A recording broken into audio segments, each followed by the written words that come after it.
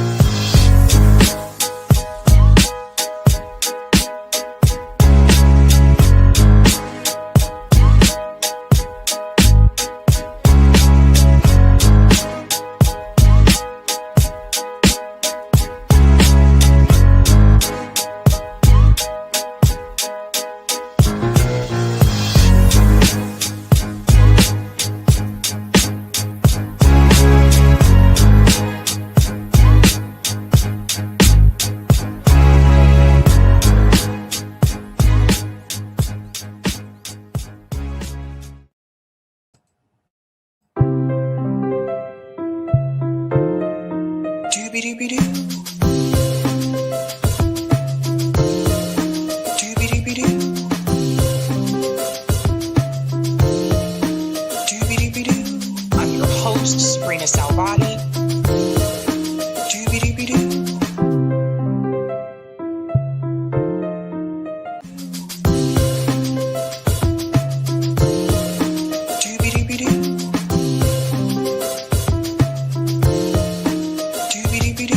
I'm your host, sabrinasalvati.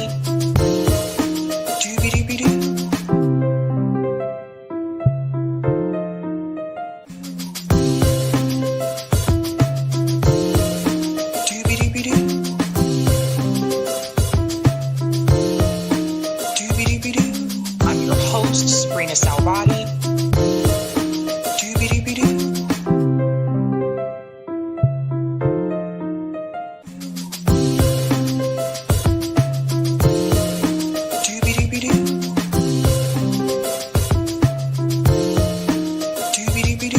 I'm your host, sabrinasalvati.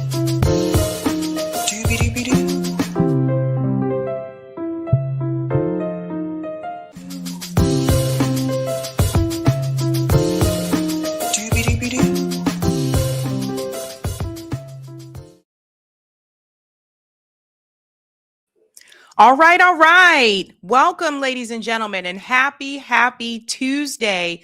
Welcome to the final Sabs live stream for 2025. I will be going on break starting tomorrow for the holiday. But don't worry, guys, we will have videos throughout that period for you to see. But this will be the final live stream for 2025. So welcome. If you're new, my name is sabrinasalvati. I am a part of Revolutionary Blackout Network. You can catch me there once a month for the roundtable, and you can catch me here on Tuesday, Thursday, and Sunday. Shout out to everyone watching on YouTube, Rockfin, Twitter, and Rumble. And welcome back, guys. Holy smokes. It is the end of 2025, like for us. And I just want to say thank you to all of you guys. We have accomplished quite a bit for 2025. We've done a lot this year. We have done over 5 mutual aid events. We have published our first documentary, and we have reached over 300,000 subscribers. So thank you guys to all of you. This has been a great year for the show, for the Sabs community, not just, of course, for myself. But going into 2026, I have more surprises. I have more plans. So, yeah, I've appreciated this journey with you guys. Tonight's theme is Gangsta Paradise. Gangsta Paradise. You'll see what I mean when we get into tonight's stories. Let's go ahead and say shout out to people in the chat. Hey, what is going on? All right. Greetings, Star sends a wave. Shout out to SC. He says, come on, Miss Sabs. Greetings, Miss Mint Juleps. And let's give Miss Mint Juleps a big whoop whoop for becoming a Sabby member. Shout out to Blockbuster, says hi. Shout out to Eric T. Red, my wonderful producer. He is reminding you here While you're waiting, take the 11 demands quiz. Yeah, there's a quiz that is pinned to the top of the live chat. If you could do that for Eric, that would be great. Shout out to Cloudness says, happy Tuesday, Sabby Sabs, and everyone in the chat. Salute. Well, let's go. I have a game on in the background, blazing a spliff and ready for the homie to break it down one time for your mind. Be one fam. Greetings, Randy says, merry evening before Christmas Eve, Sabby and my revolutionary comrades. Shout out to your mom. LMLAO, I am watching your video and seeing this pop up. Greetings, Silver Surfer says, Sabby, you were great on Revolutionary Change last night. Thank you. That was a fun time that Jen and Peter put together. Greetings, Mark says, Sabby. Shout out to Hannah says, hi, Sab. Greetings, Lorez. Lorez is crying. I don't know why. Why are you crying, Lorez? Shout out to my Duke says, hey. Greetings, Ali says, hi, everyone. Happy holidays. Have a cozy one. Enjoy every moment. Shout out to Lorez. Hi, Sabby, Eric, Corey, and RBN fam. How bad is U.S. healthcare? Phil Rivers, who made $244 million in the NFL salaries, has to come back and play to get healthcare for his 9 kids. Adds 5 more years. Hit the like, y'all. Yeah, unfortunately for professional football players, I think they only have healthcare 5 years after they leave the league. So they either have to pick up another job or I guess go on Obamacare, something like that. But yeah, in the United States, our health insurance is attached to our place of employment. So yeah, it's unfortunate. Shout out to Professor Zinka says, hey, hey, greetings, play says, Mary, Mary. Shout out to Corey says, hello, all. And greetings, Lee says, woot. Hey, you guys. What is going on, guys? Okay, we have quite a bit to get into tonight. Let's go ahead and give a shout out to everyone who is a Sabby patron. Thank you guys so much for your support. Really do appreciate you, fam. If you are interested in being a Sabby patron, I have 5 categories. Ultimate, Sabinators. Don't forget those Sabsters. They're really cool too. We also have a group called Sabbies. And last but definitely not least, our members. All of their names are listed here, and you can also see their names scrolling across the bottom of the screen there on the ticker. We're going to give a shout out to new Sabby patrons. We call them newbies. Let's give it up for Kevin Wayne, Sean Carrera, and Michael Chiradio. Welcome, welcome, and thank you guys. Thank you all. Really do appreciate you, fam. Oh boy, guys, we got some things to get into tonight. Again, of course, the theme tonight is Gangsta Paradise. It's a song. I'm still on my song theme here. It's a song by Coolio, which is actually a sample of Stevie Wonder's, I think it's called Pleasure Paradise or something like that. And it was from the movie Dangerous Minds. So if you haven't seen Dangerous Minds, watch Dangerous Minds. That's where the song comes from. Now, when Coolio was talking about Gangsta's Paradise, he was talking about actual gangs, people that are living in impoverished, areas and dealing with like gang violence. Tonight on this show, we're going to talk about a different type of gangster. We're going to talk about the gangsters that are rich and powerful. That is the Gangsta Paradise we will discuss tonight. Let's go ahead and show you that thumbnail, ladies and gents. Let's dive on in. Dive on in. Dive on in. Dive on in.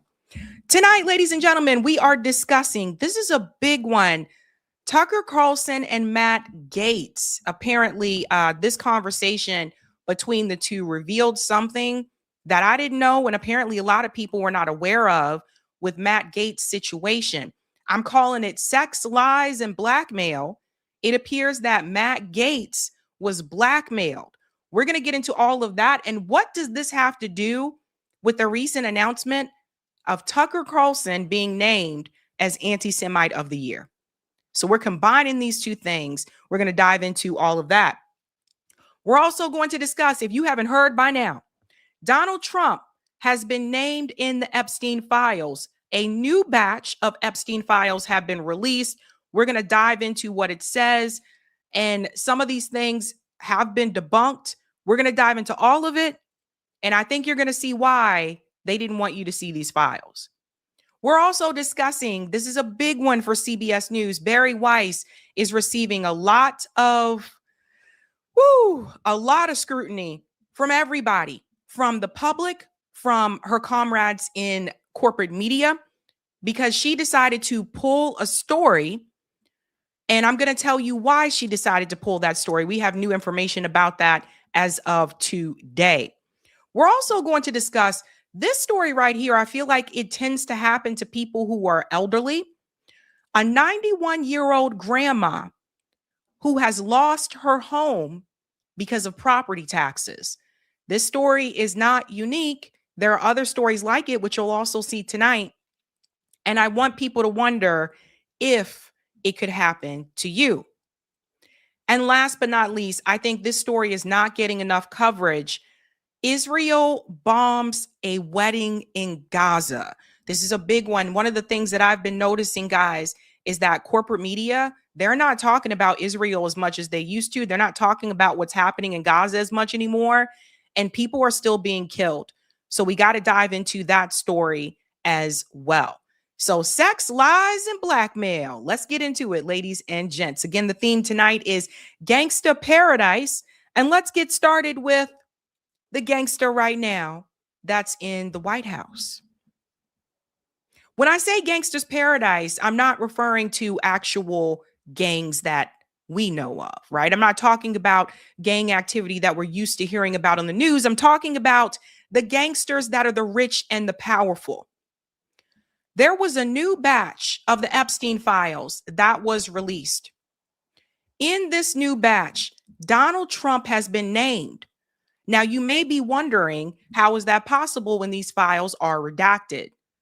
Well, they're redacted, but there was one spot that they missed. And we're also going to discuss how other people have been able to copy and paste those documents in other software and are able, by doing that copy and paste, to be able to see the names that are redacted.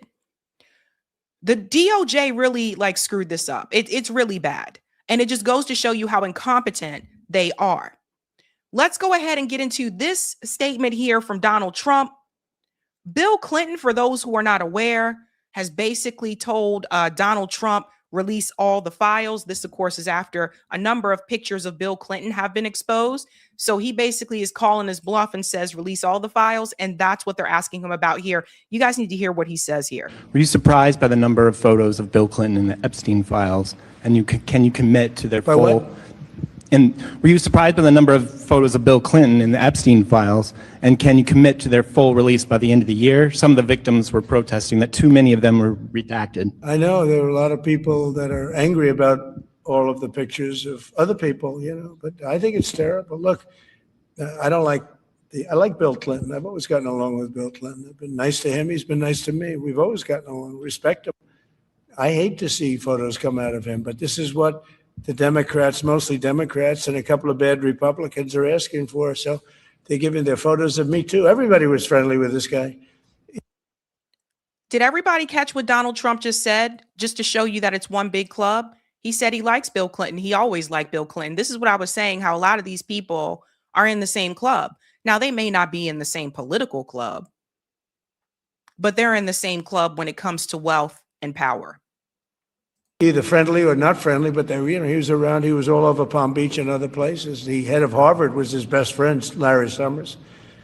And Bill Clinton was a friend of his, but everybody was. I actually threw him out of Mar-a-Lago.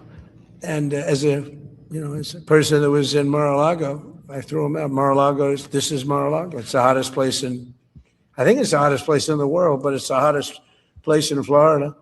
And everybody would come here. He'd come here. We actually threw him out. But no, I don't like the pictures of Bill Clinton being shown.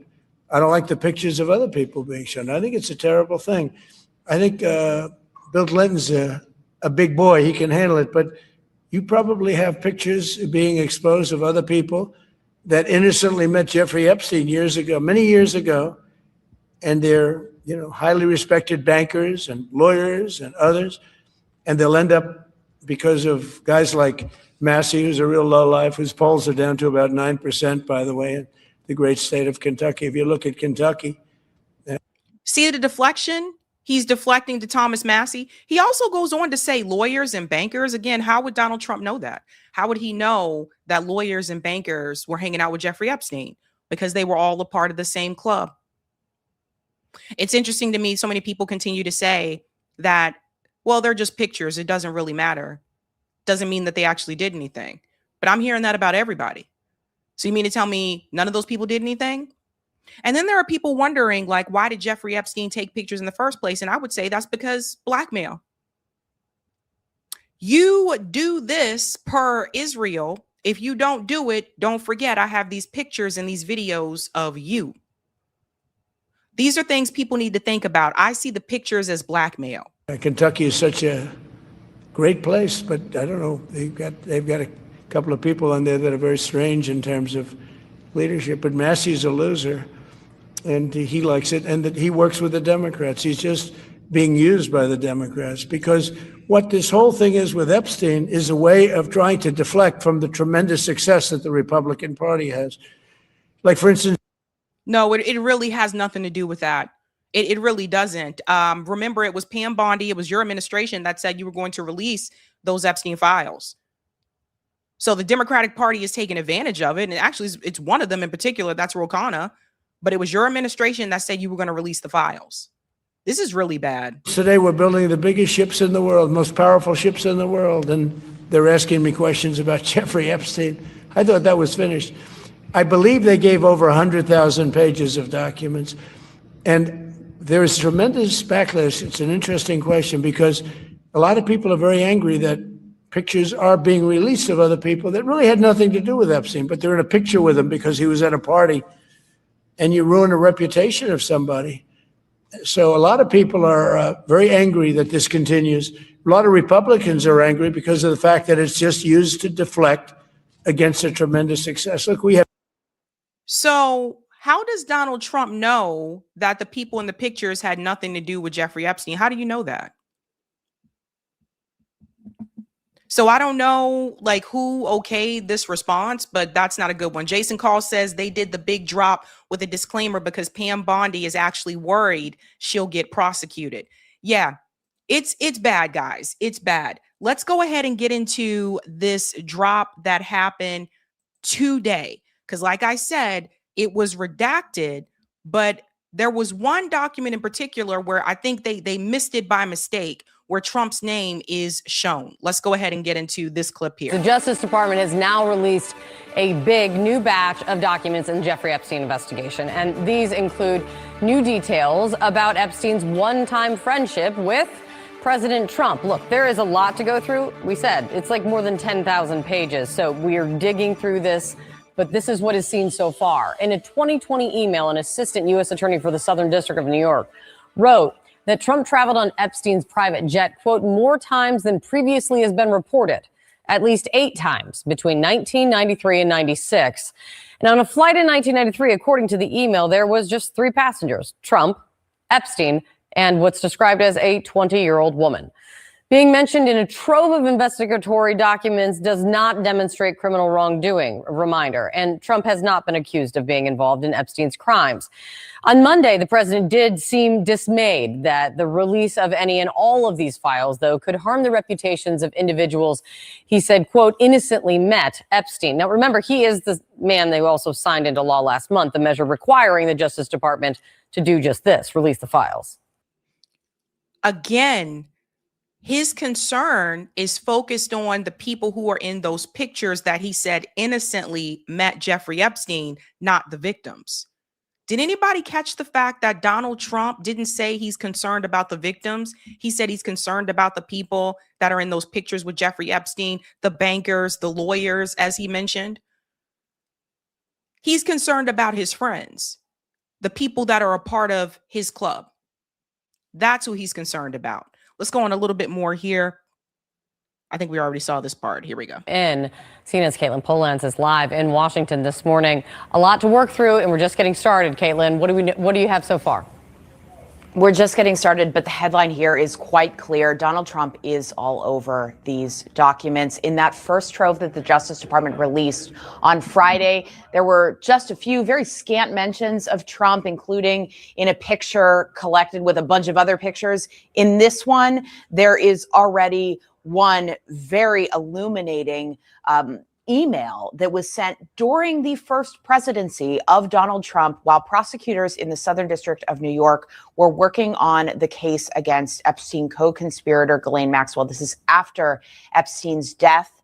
And one of those prosecutors writes, I'm going to read from this letter because it is what was new to the prosecutors at the time and what is new to us now, receiving these documents now in the public sphere from the Justice Department.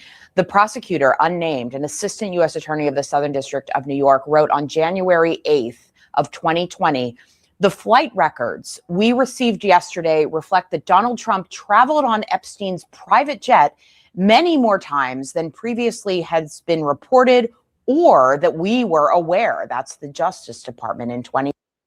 That was the Justice Department in 2020. And this is something that I was wondering. You know, this whole time, Donald Trump has tried to make it seem as though his relationship with Jeffrey Epstein was less than what it was.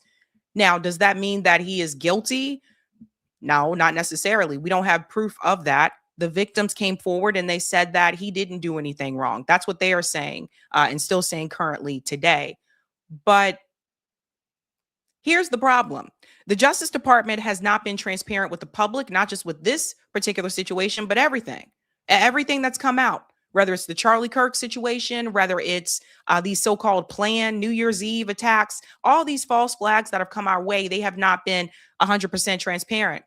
And then on top of that, Donald Trump has not been transparent. Donald Trump has not been truthful about his relationship that he had with Jeffrey Epstein. They were not just an acquaintance, they were friends. Jeffrey Epstein had a picture of Donald Trump on his desk and in his desk drawer. That was also information that the DOJ tried to remove. You don't just put up a picture on your desk of someone that you guys aren't cool like that. So now we're finding out that the flight logs that he lied about the number of times that he was on Jeffrey Epstein's jet. He also lied about when he ended his relationship with Jeffrey Epstein, as that also was revealed. Now, if you go back and watch the many interviews with Whitney Webb, or you can read Whitney Webb's books, One Nation Under Blackmail, some of the things that you are seeing come forward in these Epstein files, Whitney Webb wrote about years ago. And no one in corporate media wanted to touch it. None of these outlets, CNN, Fox News, none of these people wanted to bring Whitney Webb on to talk about the information that she discovered. But now you're starting to see that she was proven correct. 2020, including during the period we would expect to charge in a Maxwell case. On one flight in 1993, Donald Trump and Epstein are the only two passengers listed. On another, the only three passengers are Epstein, Trump, and a then 20-year-old. On two other flights, two of the passengers respectively were women who would be possible witnesses in a Maxwell case.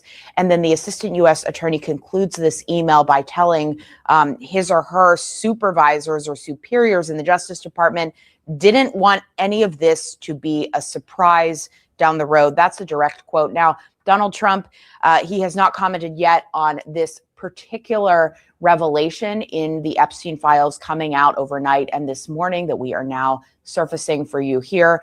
But Donald Trump has downplayed his relationship with Epstein in the past. And of course, this is something that is documenting his connection to Epstein traveling on that private plane in the 90s. So many years ago, Kate. But Trump even yesterday was saying that everyone was friendly with Epstein. He was all over Palm Beach. And Ghislaine Maxwell, this past year, has said in an interview with the Justice Department talking about Trump that she never saw him do anything that wasn't gentlemanly, that was any sort of impropriety at all.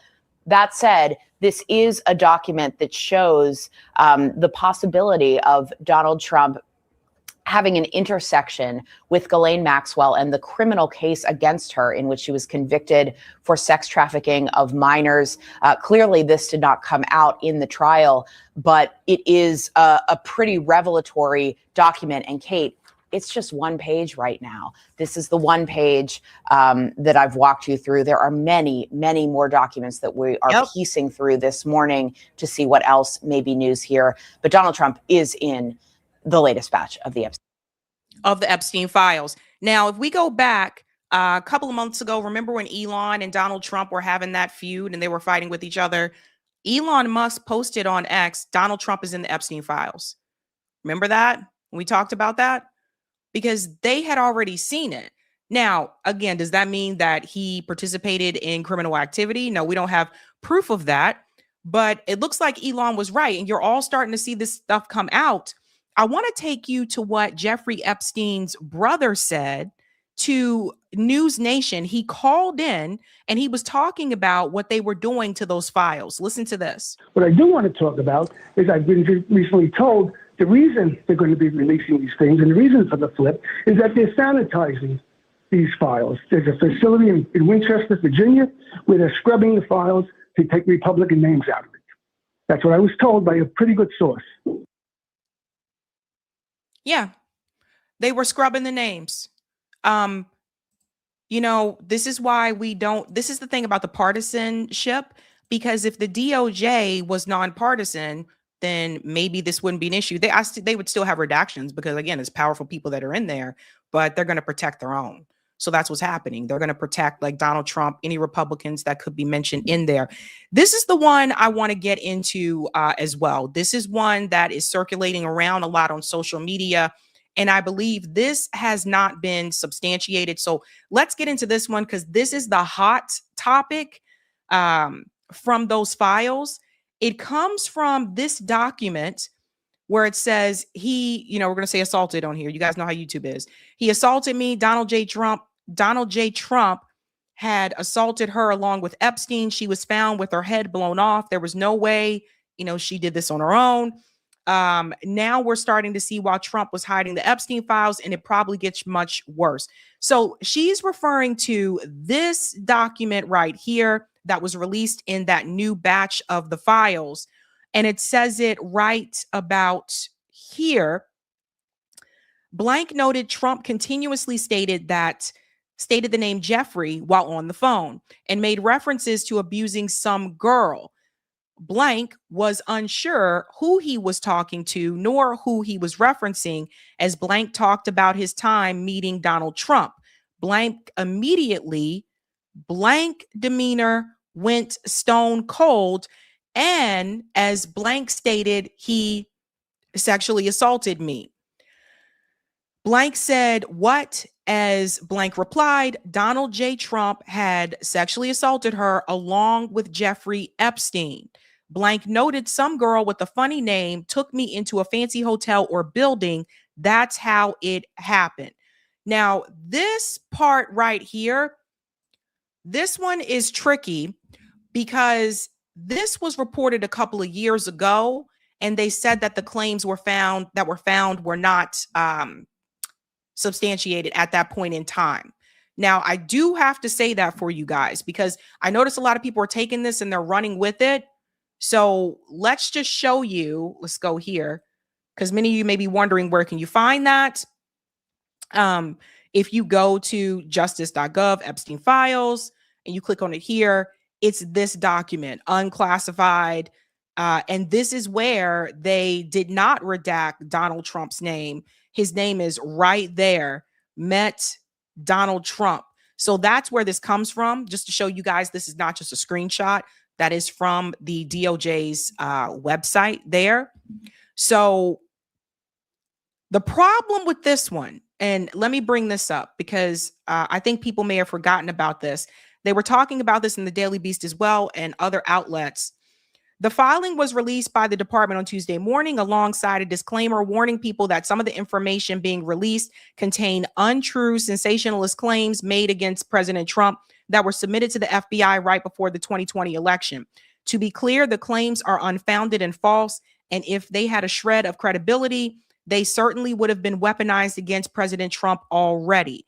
So that is in response to this document that I just showed you guys. So the DOJ, of course, they are saying that this is not, They don't have proof of this, that these were just claims against Donald Trump. I don't know. The thing is this, I know this did come up before a couple of years ago, and it was just kind of dismissed because they were like, we don't have proof about this. So this is not a new thing. And I noticed a lot of people are sharing this on X and they're saying, oh my God, look at this. This is new. No, this isn't new. This was reported before years ago, but they said that they didn't have any evidence to this. And they said the claims were unfounded. So not sure about this one. But what it goes to show you, again, is that lack of transparency. If the DOJ had been transparent from the jump, I think people would have less questions. But the fact that when they first released the batch of Epstein files a couple of days ago, it was heavily redacted where the pages were blacked out for most of the part. 90% of it was redacted. Then you go back to Pam Bondi saying that, oh, it's dirty, it's awful, the files are on my desk. And then she says later on, there's nothing to see here, right? Then Donald Trump says, well, no, just leave the files alone. Don't go there. Marjorie Taylor Greene says that Donald Trump told her, I guess privately, no, people are going to get hurt, right? So all these things added up together, and that's why people have the concerns that they have. Now, let's go to the other problem with these files, the new batch that was released. The Epstein files on the DOJ website allow you to highlight the redacted text, copy it, and paste it into another document, which reveals what was hidden. You can also press Control+F and search for Trump with a space to see his name appear more than 600 times. And they're showing you screenshots of that here. So let me tell you something. The techie people figured it out. Like that. Let me tell you. The tech people figured it out. So they did that. They copied and pasted. I'm going to show you a video of someone actually doing that. And you can see all the red names that say Trump. These were names that were redacted. But when they did copy and paste, it appears. Steve Gatewood said, so when you're searching the files, if you search Trump, you get 0 results. But if you search Trump with a space at the end, you get around 600 results, which tells me that the DOJ blocked the search. But they're so freaking old and stupid, they didn't block the search with spaces. So have fun while it lasts, everyone. So again, like I said, the people, someone said the nerds figured it out. The shout out to the nerds. The nerds got on it, and you can actually see one of them doing it here. Check this out. Okay, go ahead. I'm literally a hacker, so come down. Exhibit number 1. Scroll all the way down. Oh, look at this pesky redaction. Let's just get rid of that. That is insane. This is what happens when you fire government employees and you make them leave. You have no one to do your redactions for you. That's crazy. Yeah, that's another thing about firing those government employees. But shout out to the damn nerds because they figured it out. Skylar said, nerds to the rescue. That's what I'm talking about, Skylar. That is what I am talking about. Now, there's more that you guys need to see. There was another document that was presented, which the DOJ is trying to debunk this one too. We'll get to it. CNN covers the Epstein-Nasser letter about Trump. This letter that was also released. Letter sent by Jeffrey Epstein, apparently in the days before he took his own life, to convicted sex abuser Larry Nassar, who, again, convicted of abusing so many U.S. gymnasts over the years. In that letter, Epstein wrote to Nassar, our president, and he was referring, it seems, to President Donald Trump at the time, our president also shares our love of young nubile girls. Remember Nassar, the doctor who was working with those female gymnasts that was convicted? Now, the DOJ, they are saying that this letter is false. But again, like I said, with the transparency, you don't know what to believe. So I'll show you what the letter says here. Micah, thank you. Newly released Epstein letter directly implicates Trump. Our president shares our love of young nubile girls. When a young beauty walked by, he loved to grab, snatch. So here's the letter. And here we are right here. Let me show you. Hold on. When a young beauty walked by, he loved to grab, snatch. Let me start it out over here. Good luck. We shared one thing. Our president, here we go. Our president also shares our love of young, nubile girls. When a young beauty walked by, he loved to grab, snatch. Whereas we ended up snatching grub in the mess halls of the system. Life is unfair. Yours, Jeffrey Epstein. And then here's a stamp here. It says return to sender. It says J. Epstein, Manhattan Correctional, NYC, New York. Now, the DOJ is saying that that letter is fake. The FBI has confirmed this alleged letter from Jeffrey Epstein to Larry Nassar is fake. The fake letter was received by the jail and flagged for the FBI at the time. The FBI made this conclusion based on the following facts. The writing does not appear to match Jeffrey Epstein's. The letter was postmarked 3 days after Epstein's death out of Northern Virginia when he was jailed in New York. We're going to get to the death thing in just a second. The return address did not list the jail where Epstein was held and did not include his inmate number, which is required for outgoing mail. This fake letter serves as a reminder that just because a document is released by the DOJ does not make the allegations or the claims within the document factual. But here's what this guy said. Update. CNN confirms that the envelope holding the Epstein-Nassar note was sent from the Metropolitan Correctional Center in New York City, where Epstein was being held, to Nassar and got vetted by federal officials, which explains the Virginia postmark where the FBI is. Why won't the FBI release the 2020 handwriting analysis it did if that analysis concluded the note was forgery?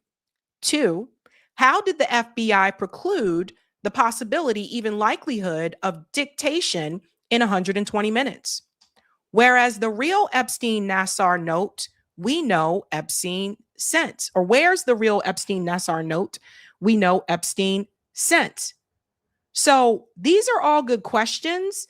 But like I said before, people wouldn't even be asking these questions if the DOJ had been transparent with the people, and they haven't been transparent. They've been trying to cover things, hide things here and there, and that's why people are scratching their heads. People have questions. People who are, pro-Trump and really love Trump, they are trying to find ways to defend him at all costs. People who hate him are coming after him, etc.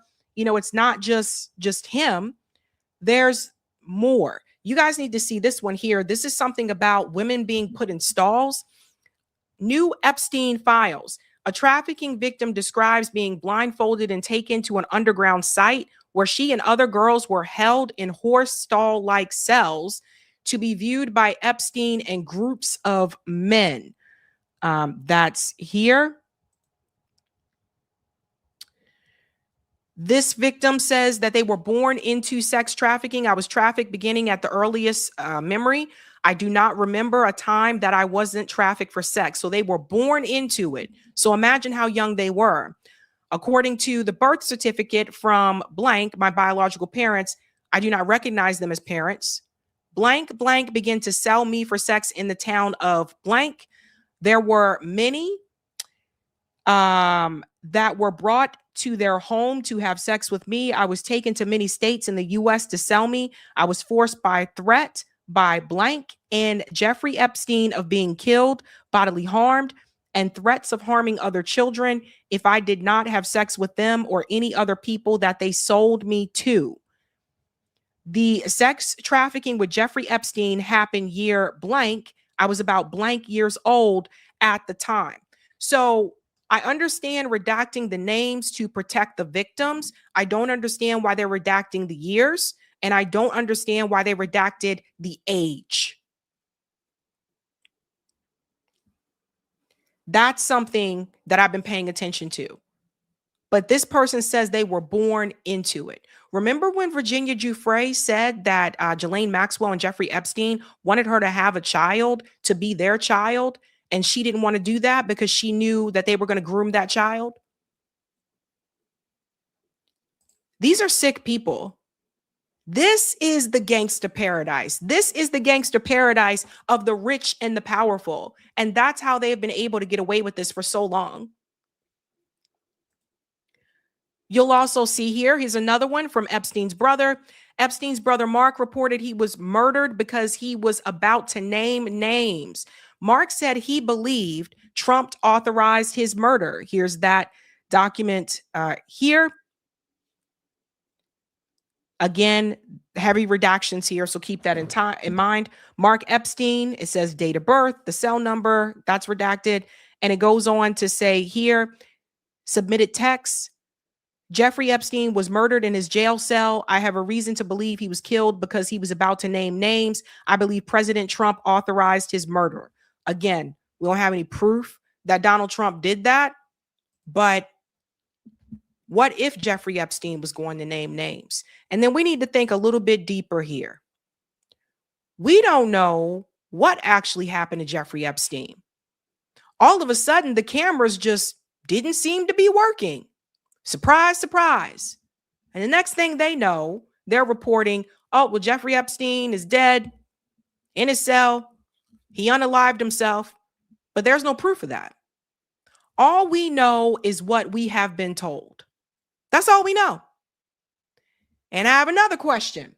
Let's go ahead and get to this part here.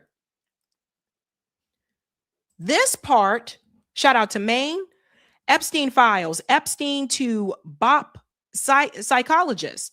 He is anxious about returning to his cell because he had gotten marks on his neck and doesn't know why it happened. This is to the psychologist. Look at this here. Let's bring this up. The Bureau of Prison Psychological Services here. When interviewed, he stated he still cannot remember what happened in SHU that caused the marks on his neck.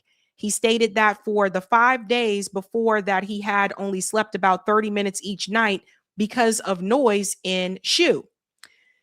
He stated he is anxious about going back to SHU because he stated he is going back to a place where he had gotten marks on his neck and he does not know why it happened. Here's another document here. 2:15 a.m. July 23rd, 2019, inmate state his cellmate tried to kill him. Now, let me tell you something, okay? The prison system is a hot mess. In the prison system, it has not been uncommon to have inmates work together with guards, to have guards work together with inmates, and all of them together to work together with powerful people to get rid of somebody. That's not uncommon. That's not just a movie. That's not just Law and Order. That's real life. But the question that I have had for quite some time, and others have been wondering this as well. How do we know? Hold on, let me pull this up.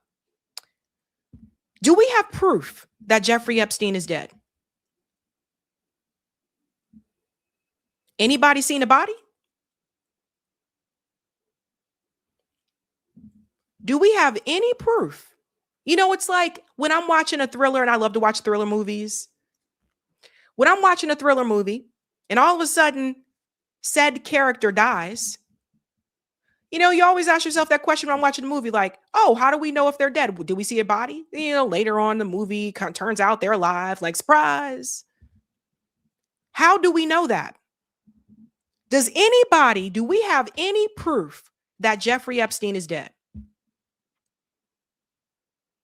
And here's the reason why I'm asking that question. Check this out. Again, shout out to Gen X girl because she's on it. Connect the dots. In 2019, Whitney Webb reported U.S. Ambassador to Austria, Ronald Lauder, issued a fake Australian passport for Epstein. Last night, the DOJ released an Austrian passport containing Epstein's photo, but issued under the name Marius Robert Fratelli. Lauder is the president of the World Jewish Congress and a member of the pro-Israel Jewish billionaire mega group who recently said anti-Israel speech should be criminalized and all anti-Israel candidates should be crushed. Let me show you that passport. Right there. Okay? Here's the name. Robert Marius Fratelli. They also went on to show this on Good Morning America. Look, I want to show you. They even showed it here, surprisingly.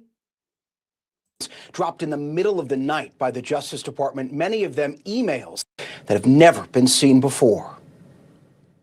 Overnight, under pressure, the Department of Justice releasing thousands more Jeffrey Epstein files, the most substantial dump of documents so far, including never-before-seen investigative materials. In this email from the day after Epstein was arrested on charges of sex trafficking minors in 2019, an unidentified person at the New York FBI field office already in pursuit of potential collaborators, writing, "When you get a chance, can you give me an update on the status of the 10 co-conspirators?" In a July memo, the DOJ stating flatly there was not enough evidence to warrant prosecuting any uncharged third parties.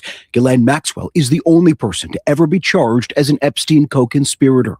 Other emails show prosecutors pressing repeatedly to interview former Prince Andrew, who sent a written statement and never sat down with investigators. Then this email mentioning President Trump from a federal prosecutor in Maxwell's 2020 case, writing obtained flight records reflect that Donald Trump traveled on Epstein's private jet many more times than previously has been reported or that we were aware, including during the period we would expect to charge in a Maxwell case. Trump and Epstein had a decades-long friendship, but a falling out in the early 2000s after Trump says Epstein stole Mar-a-Lago employees. Also in the thousands of documents, photos of an Austrian passport with Epstein's picture, but bearing the alias Marius Fratelli.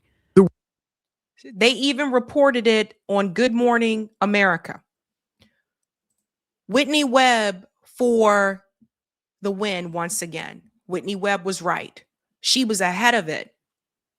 Before corporate media, way ahead of this. So I'm going to ask this question again. If Jeffrey Epstein had a passport under someone else's name and another country, how do we know that Jeffrey Epstein is dead? The same way Jeffrey Epstein had a whole damn private island where he was committing these acts, how do we not know that he wasn't smuggled out of prison and he wasn't sent to some other private island that we will never know about? Now, some people may hear this and they say, that sounds crazy. That's ridiculous. I don't know.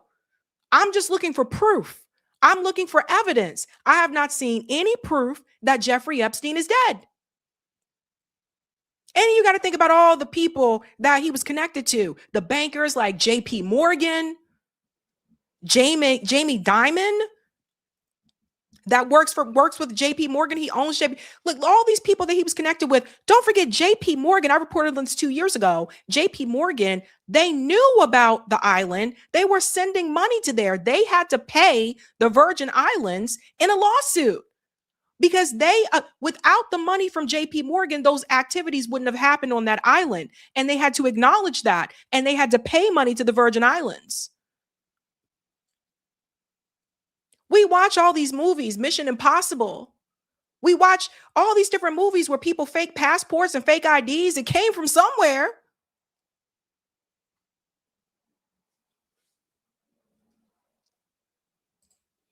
It can happen. So we don't know what really happened to Jeffrey Epstein. And to be honest with you, we probably never will know. Probably never will.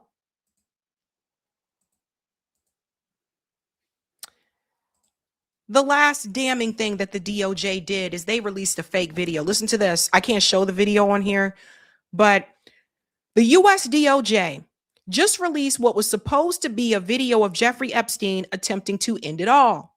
However, it is a fake. Why did the DOJ release a fake video?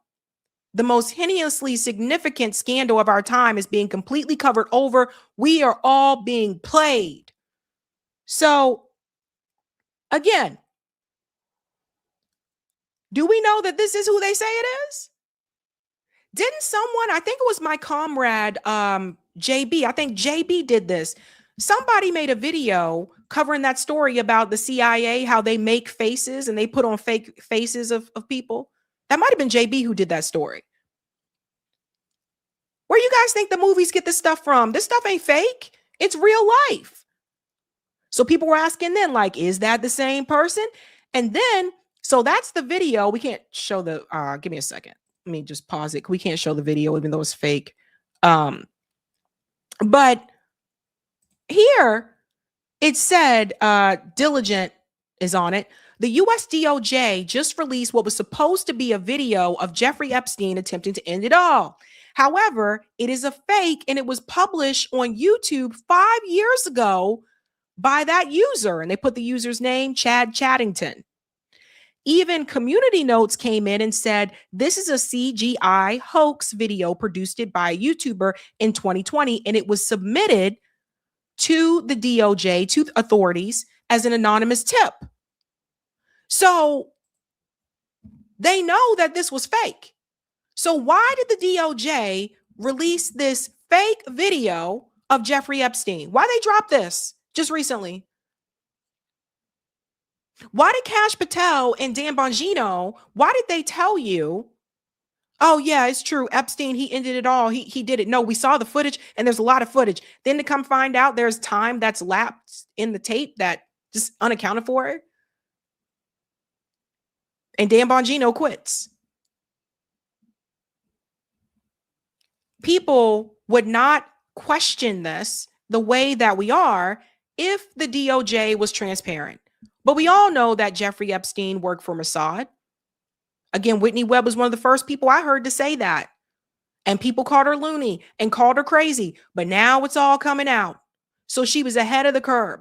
We know he worked for Mossad. We know we saw the pictures of the IDF shirts. He was working for Israel. How the hell is it that a guy who didn't have a college degree, how he get all this money all of a sudden?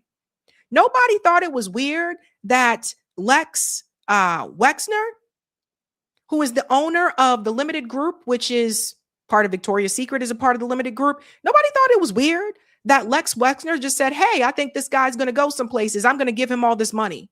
Really? For what reason? No one thought it was weird that Jeffrey Epstein went on to teach with no college degree. How you get a teaching job with no college degree? He lied and said he went to Harvard. People at Harvard know each other. Harvard's a tight-knit community. How was he able to get by with that for so long? Because his documents were forged, just like that passport was. So essentially, you had someone who was a spy, who I believe possibly at some point or another may have had some type of romantic relationship with Lex Wexner. And that's why the money was given to him. And this guy went on to become a billionaire. People need to ask these questions. Now we get to the part about the media. That's the other question I want you guys to think about here for just a second. The media. Some of this information has been out there for years. Corporate media ran cover for it. Corporate media is only really talking about this now because of the files being released. Corporate media ran cover for Jeffrey Epstein and his buddies too. And you may wonder, well, why would they do that? Who owns the networks, ladies and gentlemen? Because the host, all these commentators that you see on Fox News and CNN, they don't own the networks that they're on. They're just puppets. You don't think some of the people who own these networks, some of the people who are shareholders in CNN and Fox News, you don't think they didn't have some type of relationship with Israel or with Jeffrey Epstein? They're all in the same club. So they suppress and hide the information to, again, protect what is supposed to be their greatest ally, and that is Israel. Jeffrey Epstein was a spy. He was a creep, a trafficker. Ghislaine Maxwell was basically a madam. And everything that they did to these women, it is absolutely disgusting. So when I say gangster's paradise, this is what I'm talking about. It's easy to point to the lower level. There's different gangs throughout society. Most of the time, the ones we hear about in the media are the ones that are the lower level gangs. Hell, even the 5 families was taken down. But many of them are not talking about the gang of the wealthy and the powerful, the elites, the billionaires, the people who do whatever they want and there's no repercussions. They may have someone under them that's a fall guy. Ghislaine Maxwell, of course, they're like, well, we got to arrest somebody. Let's throw her in there. But they never come after the big dog. It's getting crazy, guys. It's getting crazy out here. And we are nearing the end of 2025. I don't know what is going to happen come 2026, but hopefully it won't be as crazy. Let's go to some of the comments here, ladies and gents. All right. Thank you for the super chat, Roger Meadows. It's so hard to say goodbye to 2025. I know, Roger. I know. Thank you, Fuzzy Balls. 2 years ago, you would have gotten good money if you would have bet that MJT, Matt Gaetz, and Tucker would be in a full sprint running away from Israel. I know, right? I would have never imagined that. JB said, thankfully, the DOG is incompetent. There you go. Lee says, man, this is only 50% of the information we're seeing. Imagine what 100% looks like. Imagine. Janine said the DOJ left his name on purpose. And Fuzzy Ball says Israel smuggled Epstein out of the U.S. I don't doubt it. I don't doubt it. That's all I'm saying. Let's get the comment on Rumble. Thank you. Thank you, Mark, for the Rumble rant. Sabby, I saw that back to life trick in the movie Illusionist the other night. So Mark knows what I'm talking about. Mark knows what is up. Okay. Let's keep it moving and grooving, guys. We're going to move to the next story. We're doing pretty good time here. If you haven't done so, smash that like button. Thank you. And if you're new, don't forget to like, sub, and share, just like a Care Bear. Let's keep it moving and grooving. Again, this is the final live stream of 2025. Let's get into the Bari Weiss story. Bari Weiss is being scrutinized because she pulled a story last minute that would have greatly implicated the Trump administration. And many people are asking why she made this decision. I do have a leak here that has come through that shows why she may have made that decision. There was a story that CBS News did on the detention center in El Salvador. And apparently, it was pulled last minute, just last minute. Boop. We decided not to air this story. Very, very late in the game. And a number of people, of course, especially on social media, said, what the hell is going on? Why would you pull this last minute? Again, Bari Weiss and her editorial decisions. Now, when I talk about the gangster's paradise and we're talking about the people who are wealthy and powerful, we got to remember who put Bari Weiss into that position. She is now editor-in-chief of CBS News, not because she's a hard worker, not because she had a fantastic, exploding, phenomenal outlet called the Free Press, because it wasn't hitting like that, but because she would do the bidding of the Zionist regime. The Ellison family captured CBS. They have gone on to, it looks like, capturing Paramount as well. So we all can see what's happening here. But why that story? Let's get into it. Here's the funny part. Brian Stelter, who used to be a host on CNN, he came on to spill the beans. This is really a severe blow, it seems, to the network's credibility here. What are you hearing from journalists there, Brian? I think that's accurate. This is a blow to credibility, whether or not the piece actually airs in the future. And editor-in-chief Bari Weiss is saying to the staff this morning, this segment will air when it's ready.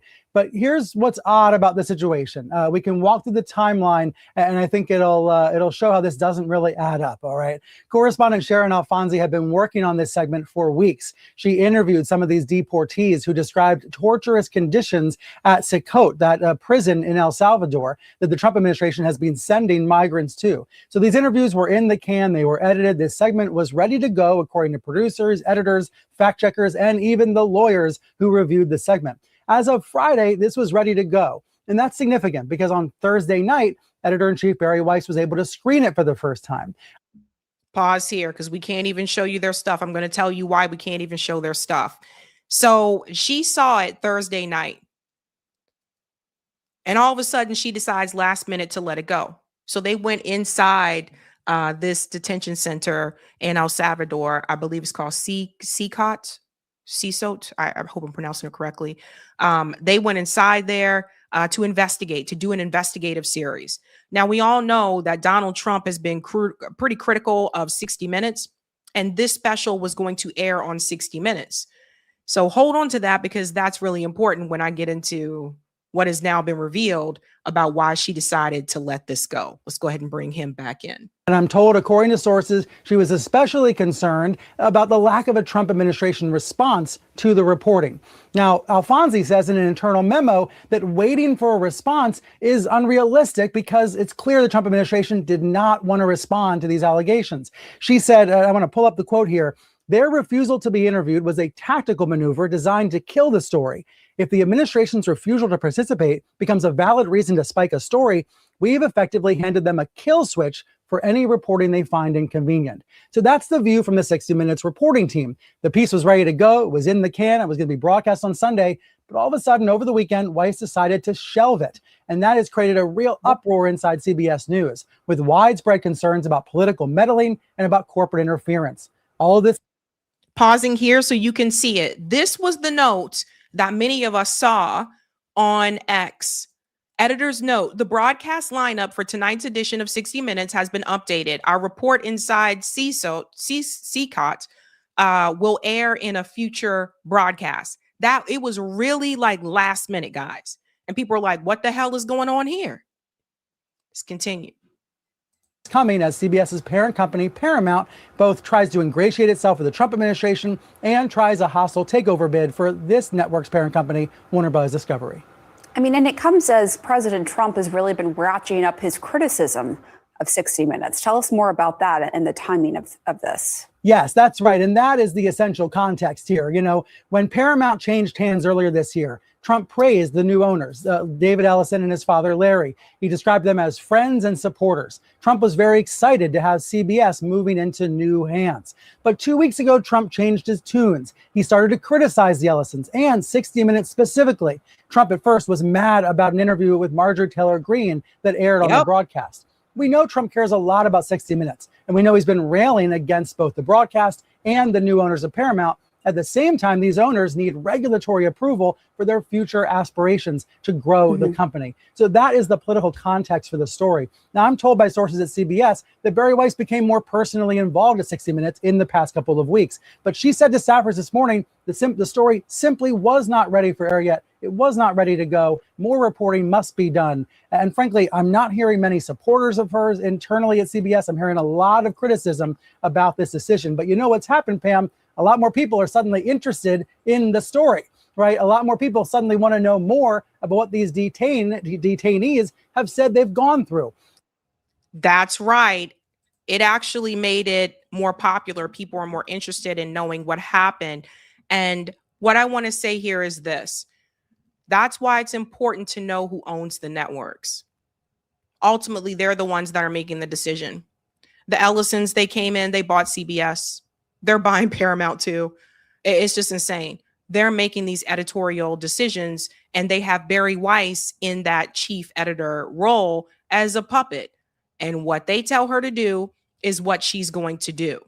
Barry Weiss is walking around here, totting around, acting like she's making it. She ain't making no damn decisions. She doing what they telling her to do. Now, here's something else I want to bring up. The Marjorie Taylor Greene thing. 60 Minutes had that interview with Marjorie Taylor Greene. I thought that was a really good interview. But Donald Trump, of course, had a problem with it because she was talking about him. Now we have the president of the United States telling these media companies what they can and cannot do. So he does it through other people. By having the Ellisons buy CBS, he can just tap them on the shoulder and say, I really didn't like that segment. I didn't like that segment. It was really nasty. Is that how you would say it? How Trump would say it? It's a nasty section. I didn't like it. It was nasty. Whatever. And then tell them, I don't want to see that type of content anymore. And matter of fact, I don't want to see anything on 60 Minutes that is going to be critical of me or my administration. This is the danger about all of this. And there's no telling if the Ellisons aren't going to go on and buy other networks. They could buy Fox News, which Fox News, most 99% of the time supports Trump anyway. But they could go on to buy CNN. Then what? Then what? And that's why you have independent media. This is the good thing about us in independent media, because we don't, ain't nobody on me, son. That's the difference. It has been reported that because of the decision that Barry Weiss made, that some of the staffers at CBS are talking about quitting because they don't like the decisions that are being made. And I would say, like, Gail, if I was you, I'd get the hell up out of there, because that's another sinking ship that's coming. I'm going to tell you about their ratings in just a second. Let's go on a little bit more here. So this is one of those situations where the controversy, the scandal is actually going to draw more attention onto the Trump administration's effort to deport these migrants to this very hostile prison where some men say they've been tortured. Yeah. All right. So tell us more about what Weiss said in her statement. And also, just to be clear, Sharon Alfonsi and the 60 Minutes team had reached out multiple times to the administration for statement and interview, right? And the administration declined. I just want to be clear on that. That's right. Because that you can understand, yes, if we're not These representing one. Comments. Yeah, go ahead. These requests for comment went unanswered, according to Alfonsi. But was it also for an interview or just a comment? You can't wait around forever and only broadcast the segment if they agree to be interviewed. She says that would amount to a kill switch. However, Weiss said this morning on the network's early morning editorial call, quote, we need to be able to get the principals on the record and on camera. She means someone like Stephen Miller, the deputy chief of staff at the White House. She's insisting on having those interviews. And again, that is her prerogative as editor-in-chief of the organization. But if she felt so strongly, why did she only make this decision over the weekend after the segment was announced, after it was ready to go, according to staffers, after it was already publicized? There's something strange about the process here. And then there's the political overtones that are inescapable. And that is why so many CBS staffers are now alarmed in this moment. There's nothing strange about the process here. This has been going on for years. It's just more overt at this moment. Look, a lot of these networks, they go by the rule that the State Department has. We saw that a lot right after the genocide started in Gaza. We saw that where they had those press conferences and people like Max Blumenthal and other journalists would approach them and say, but this is happening in Gaza and you guys are saying that you don't know or it's not happening, right? So the media, they go to these press conferences and they take the information that's given to them by the State Department and they go and they spew that information to their audience, to their viewers. This particular situation here, I believe that Barry got the tap on the shoulder. Don't you run that damn segment. Don't you run that segment, Barry. And I want to show you this part here as well, because the internal memo was leaked. Internal memo reveals Barry Weiss personally intervened to stall the 60 Minutes Seacoast investigation, not for accuracy, but to reframe it around Trump's talking points. Let's go straight to the screenshots here, ladies and gents. Hi, all. I'm writing with specific guidance on what I'd like for us to do to advance the Seacoast story. I know you'd all like to see this run as soon as possible. I feel the same way. But if we run this piece as is, we'd be doing our viewers a disservice. Let's jump down to this part here. At present, we do not present the administration's argument for why it sent 252 Venezuelans to CSOT. What we, to CSOT. What we have is Caroline Levitt's soundbite claiming they are evildoers in America. But isn't there much more to ask in light of the torture that we are revealing? Tom Hammond and Stephen Miller don't tend to be shy. I realize we've emailed the DHS box, but we need to push much harder to get these principles on the record. So let me tell you what happened here, folks. She basically wanted to make sure that this didn't come across making the Trump administration look too bad. Don't forget, Barry Weiss is the one who held this town hall with Erica Kirk. You know, and she made it seem like Erica Kirk's the only woman in this country who lost their husband, right? You know what I mean? Like, this is the only person that's been a widow. That, in my opinion, I said it back then, that was operating in favor of the Trump administration. What we are seeing is that Barry Weiss, yes, is compromised, but I've said she's been compromised. Barry Weiss is compromised not just for Israel, but also compromised for the Trump administration. So if you reached out to them, and any journalist knows this, if you reached out to them and they have no comment, what does a journalist usually do? They will put in their segment, we reached out to so-and-so, they had no comment, but they still report the story.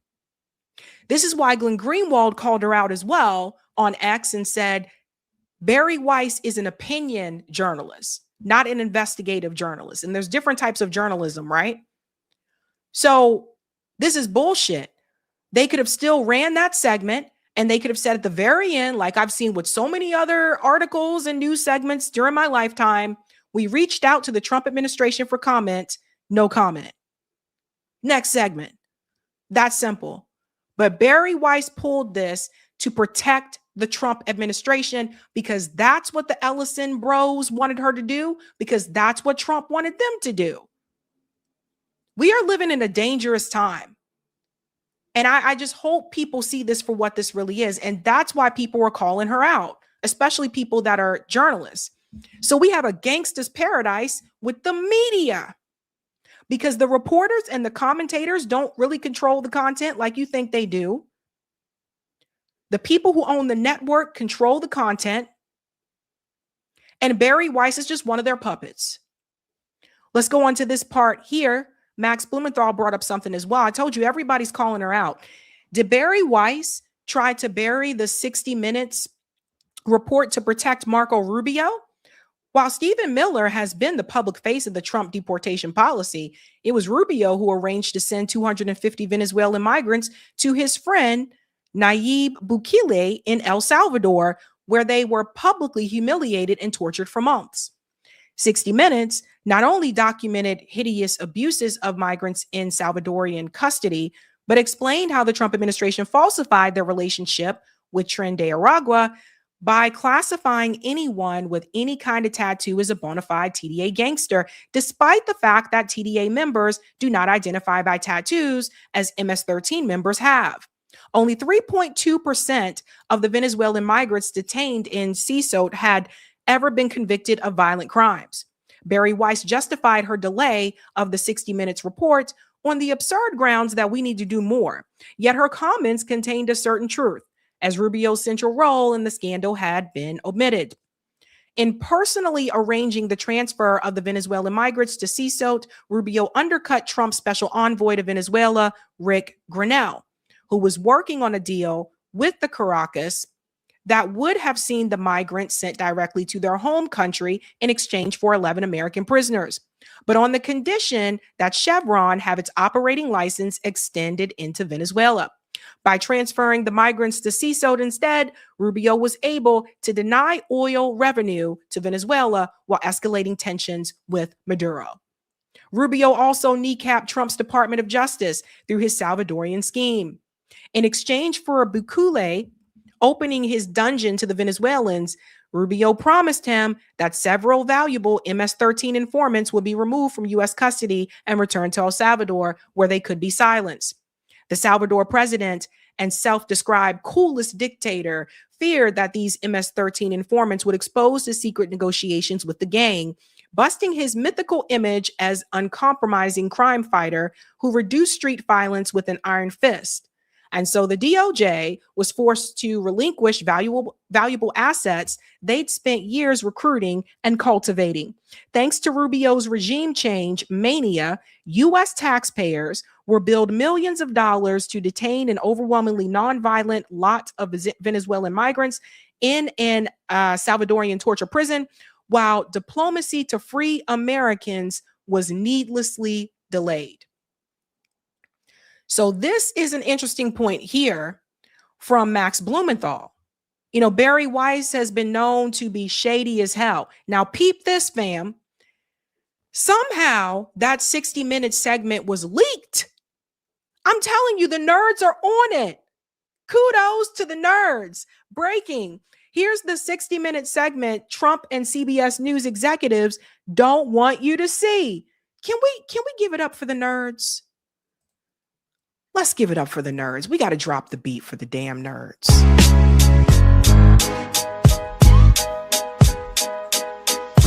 Drop the beat. Dance with me. Dance with me. Drop the beat. In the street. Woo! We are giving it up for the nerds tonight because they found it. They found it. They found it. Yes.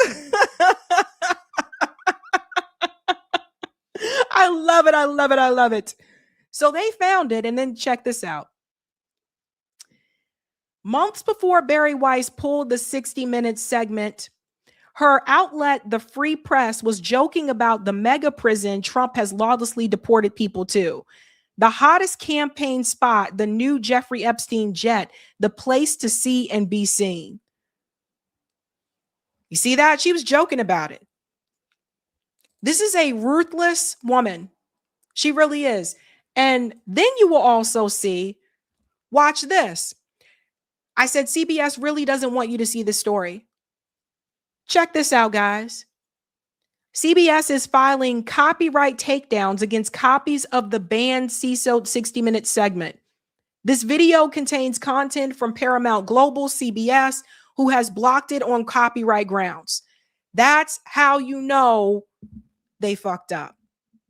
So Barry Weiss and her little minions, as soon as that segment was leaked and people could see it, people started sharing it on YouTube, Barry Weiss and her CBS cronies, they decided to implement copyright strikes against people or use copyright claim to get it taken down.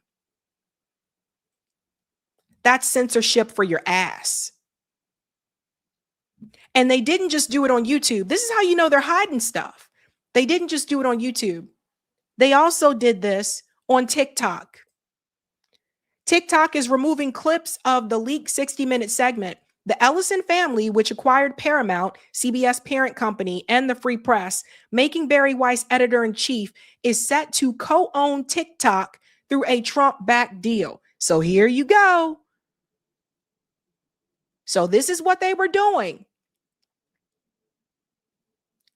People were removing it from TikTok. And again, same reason, copyright violation. It's another little censorship trick that some people will do sometimes. They're like, oh, I don't want them to talk about that. Let's hit them with a copyright, like that type of thing. And like I said, it's obvious she's trying to protect someone, right? Here's the problem for Barry, though. CBS is in trouble.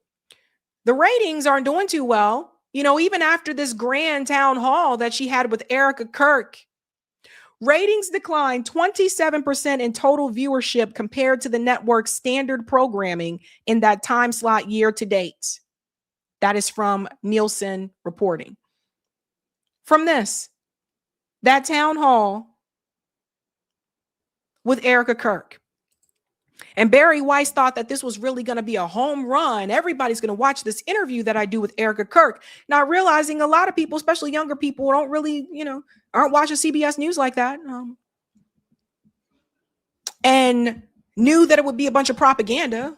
A number of us debunked it. So the ratings are down. And she thought that this interview was really going to bring it home. But no. So we are living in a gangster paradise of the wealthy and the powerful, especially when it comes to the media. How they can make these decisions to pull stories and then to censor those who choose to find the story and talk about it. That's the gangster paradise that we're dealing with today. She's getting clowned all over social media. It's hilarious, guys. Let's go to some of the comments here, ladies and gents. If you haven't had a chance to do so, smash the like. If you're new, don't forget to like, sub, and share, just like a Care Bear. All right. Annette, Sabby, Westbury, New York, when will you do another mutual aid workshop? We're bringing the mutual aid workshops back in January. Yeah, we're giving everybody time to spend time with their families and stuff for the holidays, and then they'll be back in January. Thank you. Thank you, Miss Ritchie. Alternate theme for tonight's show, Revenge of the Nerds. Can I do the nerd laugh? Thank you, Ratso. Boo-hoo, Barrow. Boo-hoo-hoo. Let's get the comment on Rockfin. Thank you. Oh, man. Thank you for the tip on Rockfin, Roger. At the center of every conspiracy, you always find a banker. Jesus was the first to call them out for their unruly behavior.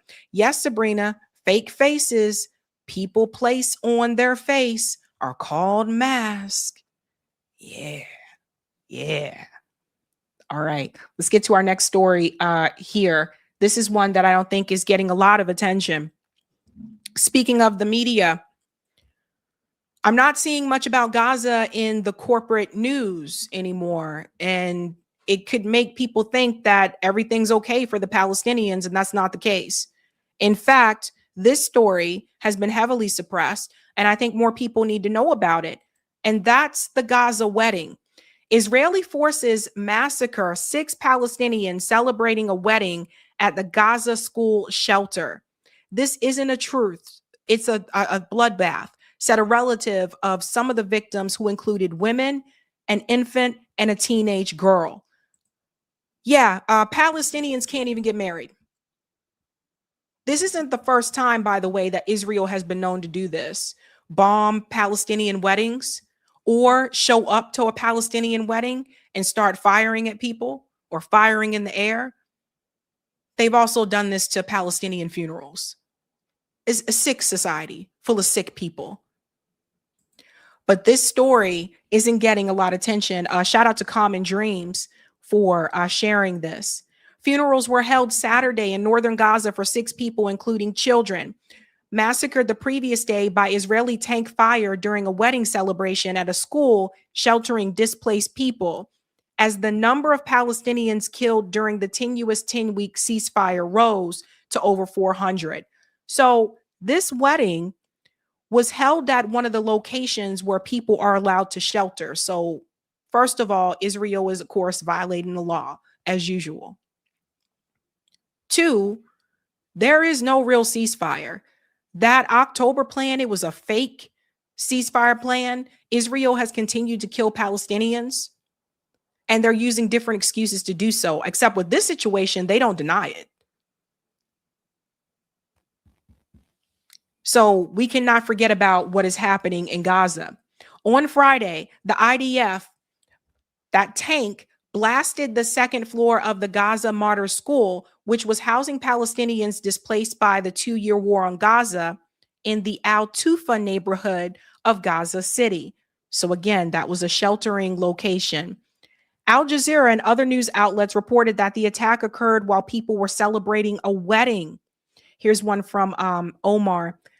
At the very moment when voices of joy rose to resist this destruction, devastation, and sorrow, and in the courtyard that people thought was a shelter, not a place of death, fire rained down from the sky.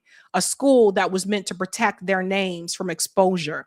Yeah, they can't even celebrate. They can't have a moment of joy, a moment of happiness. Israel has to come in and has to rain hell on everything. They don't want the Palestinians to laugh. They don't want them to smile. They don't want them to have joy, and they damn sure don't want them to have peace. Al Shifa Hospital Director Mohammed Salmiya said those slain included a 4-month-old infant, a 14-year-old girl, and 2 women. At least 5 others were injured in the attack. It was a safe area and a safe school, and suddenly they began firing shells without warning, targeting women, children, and civilians. Abdullah al-Nadar, who lost relatives, including 4-month-old Ahmed al-Nadar in the attack, told Agence France Presse. Let me go down here. Witnesses said that IDF troops subsequently blocked first responders, including ambulances and civil defense personnel, from reaching the site for over 2 hours. So then this is the other thing. Not only do they come in and they kill the people, but then they prevent aid, the ambulances, from coming in to try to help those people. Just because you were hit doesn't mean that you're dead. So if they try to prevent the ambulance from coming in to give them medical treatment, they're sending them to their death. All of this, by the way, is against international law. Imagine if in the United States something happened and people, let's say it was a car accident, and people were injured in a car accident. Now imagine if all of a sudden the National Guard showed up or the police showed up and they blocked off the road and they wouldn't allow the ambulance to come in and treat the people who were in the car accident. We would think that's disgusting, right? Something to think about. We gathered the remains of children, elderly infants, women, and young people. This is coming from Nafiz al-Nadar, another relative of the infant and others killed in Friday's attack. Unfortunately, we called the ambulance and the civil defense, but they couldn't get by the Israeli army. That is a war crime. So do you see these things? But this isn't new. They've been doing this. And now you're not hearing about this. Because once Donald Trump said, okay, we got the ceasefire deal all set, have you guys noticed that corporate media is not really talking about Gaza anymore? They're not really telling you about the number of Palestinians that are still being killed after this so-called ceasefire. And that's intentional. Hell, CBS News isn't going to talk about it. Now you know who the ownership is. It's very, very sad. Very sad. Let me scroll down here because there's one part I can't show, but we get into this part. The IDF said that during operational activity in the area of the Yellow Line in the northern Gaza Strip, a number of suspicious individuals were identified in command structures, and that troops fired at the suspicious individuals to eliminate that threat. Okay, so now being suspicious means you're getting an automatic death sentence? How is that any different from what we say here in the United States when we say, oh my God, the police killed this kid because they thought he was suspicious? Now you see where the behavior comes from. This isn't right at all. It's wrong. And nobody's really talking about, except for independent media, nobody's really talking about this. This is from Common Dreams. The Yellow Line is a demarcation boundary between areas of Gaza under active Israeli operation, more than half of the Strip's territory, including most agricultural and strategic lands and those under the control of Hamas. The claim of casualties in the area is familiar. The incident is under investigation. And in fact, I'll show you their statement here. Brian Toshman said official IDF account admits that they bombed a wedding in the part of the Strip they don't control during the ceasefire because they saw suspects in controlling structures. And here's that statement here from the IDF. I read this part already. Immediately after the identification, the forces fired towards the suspects. The claim of casualties in the area is familiar. The incident is under investigation. The IDF regrets any harm to uninvolved parties and acts as much as possible to minimize the harm. So first of all, it's their land. And basically, Gaza is this police state now. If I want you to envision that, that's how I want you to imagine it. And imagine you can't walk or just go anywhere. At first, they were all like enclosed in Gaza. Now they have even less space in Gaza. And then they have this heavy armed presence surrounding them.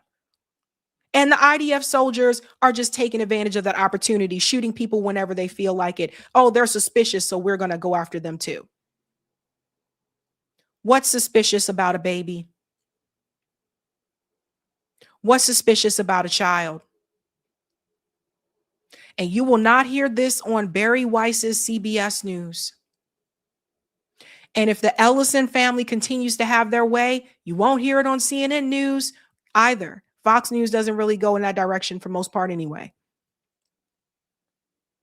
But it was very weird to me that more people are not discussing this story. A wedding. But again, like I said, it's not the first time. Rick goes on to say here, yes, Israel bombed a wedding in Gaza today. No, the mainstream media is not interested. Everybody's seeing it. All of us that were on social media, we're all seeing it. All of us. Ann says they killed people sheltering in a school, including a baby. The number of people killed since the ceasefire now stands at 401. And that's putting it mildly. So I am begging, especially of independent media as well. I know there's a lot going on in the news, but let's not forget about what's happening in Gaza, because I'm noticing it's starting to become less and less. I'm not seeing it as much anymore on corporate media. Just the same thing happened during the protests, the pro-Palestinian protests. When they first started, corporate media covered it a lot. And as time went by, they stopped covering it. And people were saying, look, they're not protesting against Trump. And that was false. People were still having pro-Palestinian protests under the Trump administration, but the media stopped covering it. So don't forget about it, guys. Don't forget about it. This is a different type of gangster paradise, and that is Israel, where they just occupy whatever they want. They occupy land, they occupy people, and nobody stops them. Let's go to some of the comments here, ladies and gents. All right. Thank you for the super chat, Roger. Sab, I'm driving, so I can only listen, but who said they were out here with me in Westbury, Long Island? I don't know. Thank you, Fuzzy. They are treating Palestinians like they did Jesus. Thank you, Abdullah.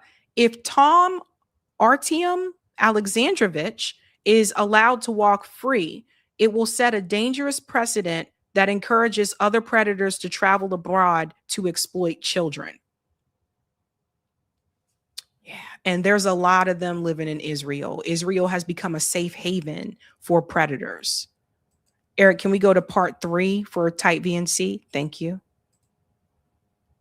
Safe haven. That's the sad, disgusting part. Circa said there is no ceasefire in Gaza. Exactly. All right. We got a quick announcement, ladies and gents. All right, guys, we are nearing the end of the year. And every year I do the top stories of 2025, but I don't do it without your help. So we have a poll. I'll put the link to the poll in the chat. I'm also going to share this via my Substack, so you can do it that way as well. All I ask you to do is to rank the top news stories of 2025. And the way this works, I use straw poll, so it's pretty easy.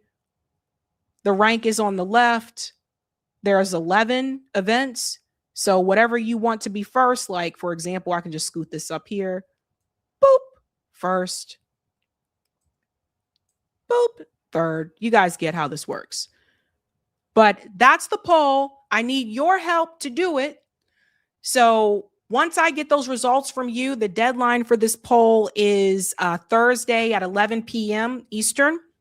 So once I get all the results, then I produce the video of the top stories for 2025. So I don't select them. You guys do. So I try to be fair. So let me share that in the chat. Do do do do do do do do do do. You guys remember that song by that woman? Hold on, let me put this here. What was the woman's name? I can't remember her name. Remember she had that song for Dawson's Creek? I don't want to wait. Stop. For our lives to be over. Paula Cole. Someone remembered. When I was I know like my guy friends, like when I was in school, they hated that song. They hated Dawson's Creek. Because like all of like me and my girlfriends, we would come to school the next day and we would talk about Dawson's Creek, like what happened the night before. And like our guy friends, they hated that. They were like, oh my God, stop talking about that show. And they hated that song. Okay. Oh my gosh. No thought. I thought you were humming I Love Your Smile. I think I started with that and then it kind of blended into that. I Love Your Smile was Shanice. I don't know if everybody remembers Shanice. I love your smile. I don't know what happened to her. What happens to all these people? Bring back the musicians of the 90s, damn it. I will go see someone put on a 90s tour. Someone just do an all-out 90s tour and bring everybody back, okay? You can even add Paula Cole in there if you want to. Just do a 90s tour, and I just want to go see everybody. I went to the mixtape tour, and that was like Salt and Pepper, New Kids on the Block, In Vogue, and oh yeah, they threw Rick Astley in there. That was kind of funny. He was a part of that too, but that was fun. But I want a 90s tour. Can we do that? 90s? Yeah. Okay. All right. Let's get to the next story. All right. We got 2 more stories left, ladies and gents. This one is a warning to everybody. This type of gangster isn't a person. This type of gangster is corporation. All right. Someone sent me this story and I was like, uh-oh, this could happen to anyone, but it seems to happen more so to the elderly. A 91-year-old grandma is losing her home, not because she owes mortgage, but because of the property taxes. And this is something I think everyone needs to hear, especially as people get older. Please make sure you keep an eye on your relatives, on the elderly people within your community. It can happen to any one of them. She's not the only one it happened to. I'm going to show you other cases as well. This is in Pennsylvania. 91-year-old on the verge of losing her home because of a $3,500 tax bill. Wait till you hear what they're selling the home for. This is the crazy part. Pay attention, guys. A heartbreaking story here. A 91-year-old woman on the verge of being forced out of her home. She's losing it for failure to pay her taxes on time during the pandemic, despite having thousands of dollars in equity. The investigative team looked at the antiquated system of tax lien sales in Pennsylvania. Reporter Chapadelli examines the process, and while not illegal, some lawmakers label it equity theft. The family of Gloria Gaynor say their mother only has days before she'll likely be forced out of her home. What makes this case so troubling is this is a woman who had the means and intentions to pay her property taxes, but when she missed a year, investors pounced for what's anticipated to be big profits. Gloria Gaynor's mind is fading. Hang in there, Ma. Her body frail. She's confined to a bed in the living room of her Upper Darby home of nearly 25 years. A home she's about to be forced out of. She has slight dementia, so we're like up the creek. So she has dementia, right? So we have to make sure we look after our elderly as well. So again, think about what I just told you. She has dementia. She got behind a year on the property taxes. And wait till you hear about this law, this rule that they're able to do here when it comes to property taxes. With nowhere to go, no help, nothing. Her plight began in 2020. Government offices were on lockdown. Gaynor stayed indoors and failed to pay her roughly $3,500 in property taxes. She returns in 2021 and she makes her tax payment. But that money was applied to the 2021 tax years, not the 2020, leaving essentially what I would say is a donut in her tax payment history. Real estate attorney Alexander Barth represents the family and says that donut triggered the wheels in motion to sell her tax lien. Fast forward to September of 2022, and Delaware County conducted what's called an upset sale, essentially selling her $3,500 tax debt plus fees and penalties for a little over $14,000 at auction to the CJD Group. The CJD Group. So do you see how they can come in and take your home? So let's think about this for a second. We know that she has dementia. We know that she missed that year of 2020 during the pandemic. And other people, I think, also got behind on some bills during that time too. So 2021, when things start to get back into motion, she starts to pay these again, but they're basically saying that was paid for 2021, not 2020. So this is the other weird part, that she started to pay them again in 2021, but they're telling her that the payments you made in 2021 do not apply to 2020. They only apply to 2021. So a house that I believe is worth over $250,000 can now be sold for that tax lien on the house. So someone is able to come and buy her home for, like, plus the fees and penalties, a couple $1,000 instead of the $250,000. That's actually insane. But here we are. And it happens. And it seems like it tends to happen to people that are elderly. And it made me think about that subprime mortgage crisis in 2008, where, like, those corrupt banks preyed on, like, elderly people, right? So let's go back a little bit more. So he starts a CJD Group. Over $14,000 at auction to the CJD Group, a Lancaster-based real estate company. But in Pennsylvania, the tax debt is not just sold, but essentially the home.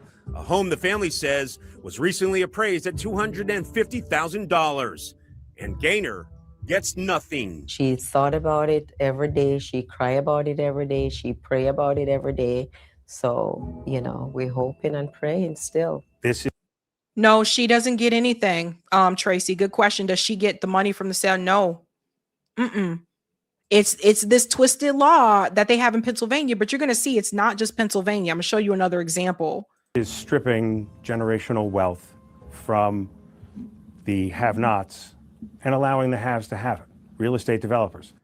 But Barth stresses CJD Group did nothing illegal. An attorney for the company said they had no comment. A Delaware County spokesperson declined an on-camera interview request, but released a statement saying the Tax Claim Bureau followed state law and sympathizes with the emotional toll on Miss Gaynor. The county also says, quote, multiple notifications were issued prior to sale. These notices were sent and posted over the course of several months. But she has dementia. And that's where the dementia piece comes in. And I was thinking to myself, like, if she had a good lawyer, couldn't the lawyer argue on the basis that she had dementia? And maybe that's why those notices weren't captured. I don't know. People were also asking, where was her daughter? Why wasn't her daughter helping with this? I don't know. Her daughter probably has a job, has to work, and has her own family to take care of. But this is why I said, like, sometimes people forget about the elderly, like people move on, they start their own families, they have their own jobs and stuff like that. And people forget about, you know, mom and dad as they get older. I used to work at a skilled nursing facility, and I'm just here to tell you guys, like, I worked in the account receivable office, and I'm just here to tell you, you'd be surprised how many people actually come to see their parents when they're in these nursing homes. Most of them don't show up. A lot of these people, these seniors that are in those nursing homes, the best friend they got is the CNA who's taking care of them and their roommate. So a lot of times people forget about the elderly. Let's continue here. Including directly to the property owner in July of 2022. A 91-year-old is looking at a notice saying, it scares me, but I don't know that, when is this going to happen? How soon is this going to happen? Is this real? Is this a fraud? Is this a scam? I don't know. Barth and other consumer advocates say safeguards need to be put in place, especially for the elderly and vulnerable. Look, I agree that if you don't pay your taxes, there has to be some consequences to that. But the question is just how much do you have to pay as a penalty for not doing that? John Rayo is a senior attorney for the National Consumer Law Center and an expert in tax lien sales.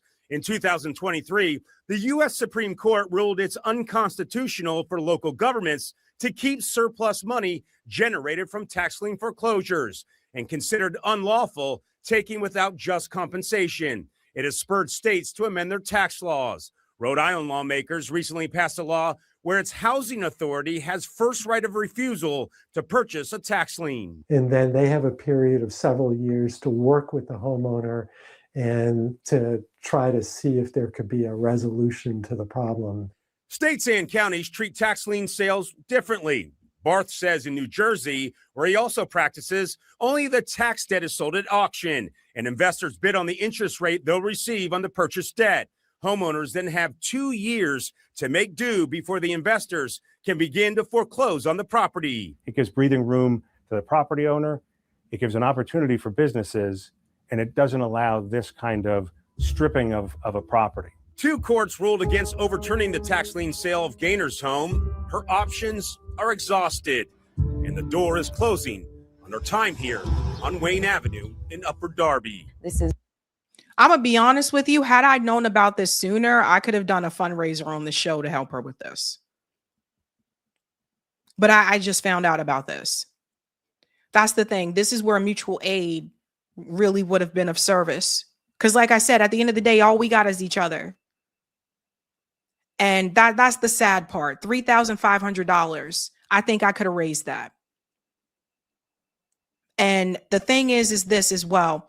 You see this house? $250,000. Not only is she not going to get the money for the sale for it, but it's going to be sold for less than that. And then here's the other thing. Yeah, that gentleman was right. It's a loss of generational wealth. She now will not have a home to pass down to her children. And once you lose generational wealth, it's like you really got to start all over again. And home ownership is one of the fastest, most secure things that you can have for generational wealth. It also increases your net worth. Your net worth is what you own minus what you owe. This is the sad part. And I look at this and I'm like, a couple $1,000, we could have raised this, fam. Like all of us on this show, we could have raised this. I could have set up a spot fund like I've done for other mutual aid things on the show, and we could have got it popping. And she would have had that money and she would have been able to keep her house. That's the crazy part. Our legacy, and here it is, it's gone. Now, Pennsylvania lawmakers are currently considering a bill that would allow delinquent property tax notices to also go to a family member or caregiver. Some advocates, though, say it doesn't go nearly as far as the Rhode Island law. I mean, I'm just going to say it again. Also when it comes to property taxes, I'm not a big fan of property taxes. And I'll tell you why. I'm not a fan of property taxes because what I don't like is like after you've already paid the house off, you still got to pay taxes on the house. And it's just kind of, I said the same thing about car taxes too. If you paid your car off, why I still got to pay taxes on the car? But the problem that you run into with property taxes is that property taxes goes towards funding public schools. So then there goes the funding for public schools, right? But not exactly. My proposal and what I've been saying for some time is the same way the federal government funds the DOD schools that I went to overseas is the same way the federal government can fund the public schools right here in the United States. The DOD schools overseas, we didn't pay for anything, really. The federal government paid for it all. That's how I was able to be in band. I was on the basketball team. I was able to do all these different things. I was on the track team. I participated in so many different things because, again, we didn't really have to pay for it. And the DOD schools are nice. The DOD schools overseas are nice. And so I've been saying this for some time, man. So I've not been a fan of property taxes, but she's not alone. There was a Navy veteran. This was another one, a Navy veteran losing their home because of property taxes. Well, earlier this morning, we introduced you to two homeowners who lost their homes because they couldn't pay their property taxes. And one of those homeowners did get a lawyer to find out if there's any chance to reclaim your home after it goes up for sale. Carter spoke with a lawyer himself who urges people to check on the elderly who could unknowingly lose their homes. We're just trying to make it known to the citizens and everyone else that these type of things are happening right now. Kendrick Bishop is Dolores Bishop's son. Dolores is a Navy veteran who was evicted from her home because she didn't pay property taxes. Now, you know, everybody talks about the family home. Well, I don't have a family home. My family doesn't have a home now. You know, we're just drifters, I guess. Bishop teamed up with lawyers to find out if she could have gotten her home back. A company took over the home after paying the taxes. An individual, elderly particularly, should not be put out of their home because of them unable to pay for property taxes. Former Judge Hunter King says because of state law, if you fail to pay back taxes on your home, the house you currently live in can go up for sale and you can get evicted.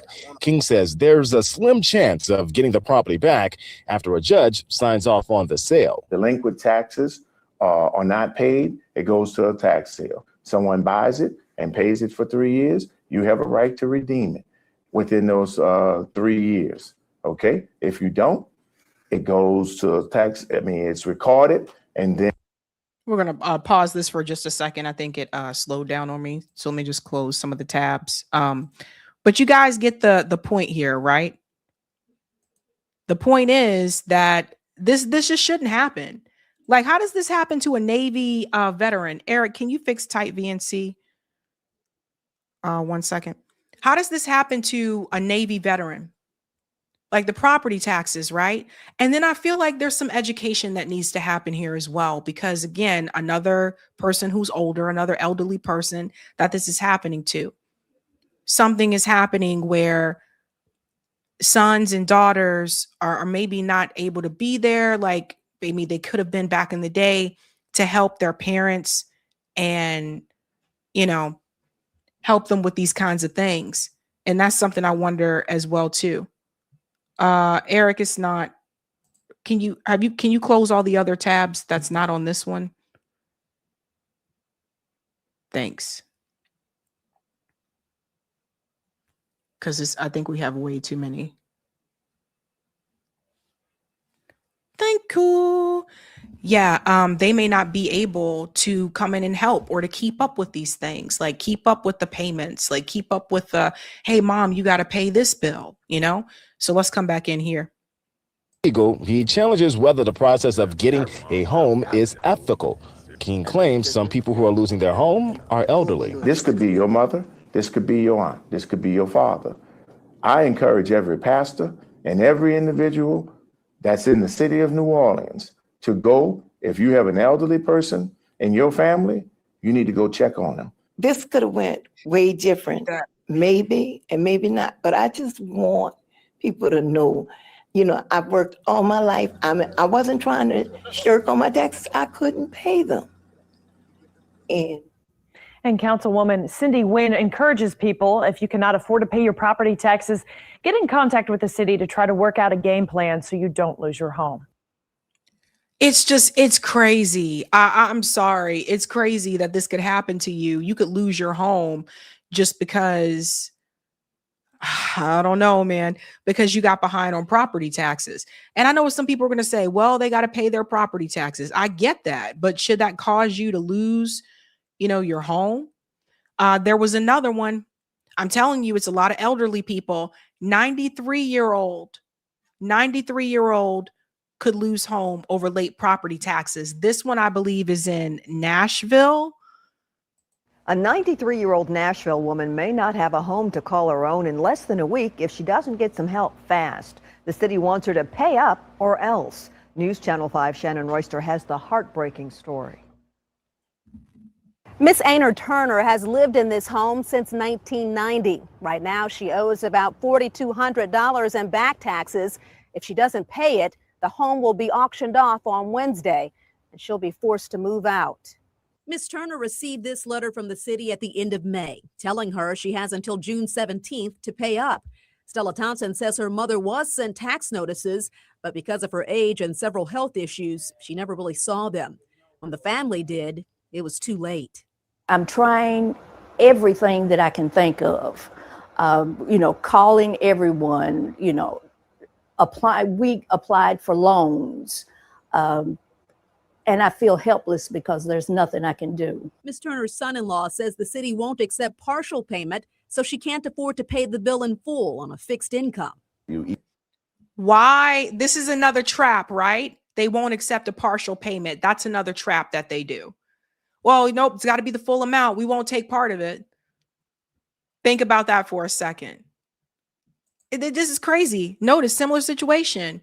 Because of her health and her age, she had difficulty keeping up with. So this is what I'm saying, And I know some people watching there be like, well, the family members, why weren't you guys there? Listen, in this current stage of the economy, and especially in the stage of late stage capitalism, people ain't really got it like that. There are a number of us that don't live anywhere near like our parents. And some may be by choice, but some is not by choice. People went to where the jobs are.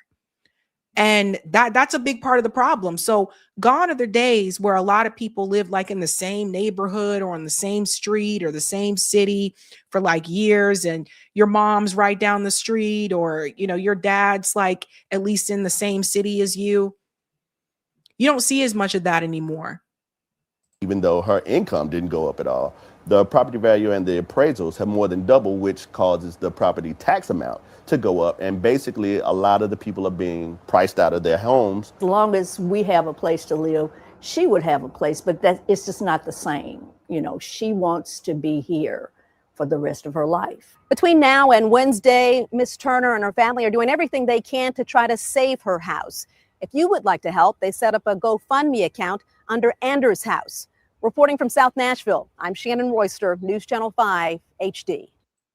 And some people may say, well, that's Nashville. It should be pretty affordable. But no, we're living in a different type of gangster paradise here where like even places like Nashville, Tennessee have become unaffordable for people I know who grew up there.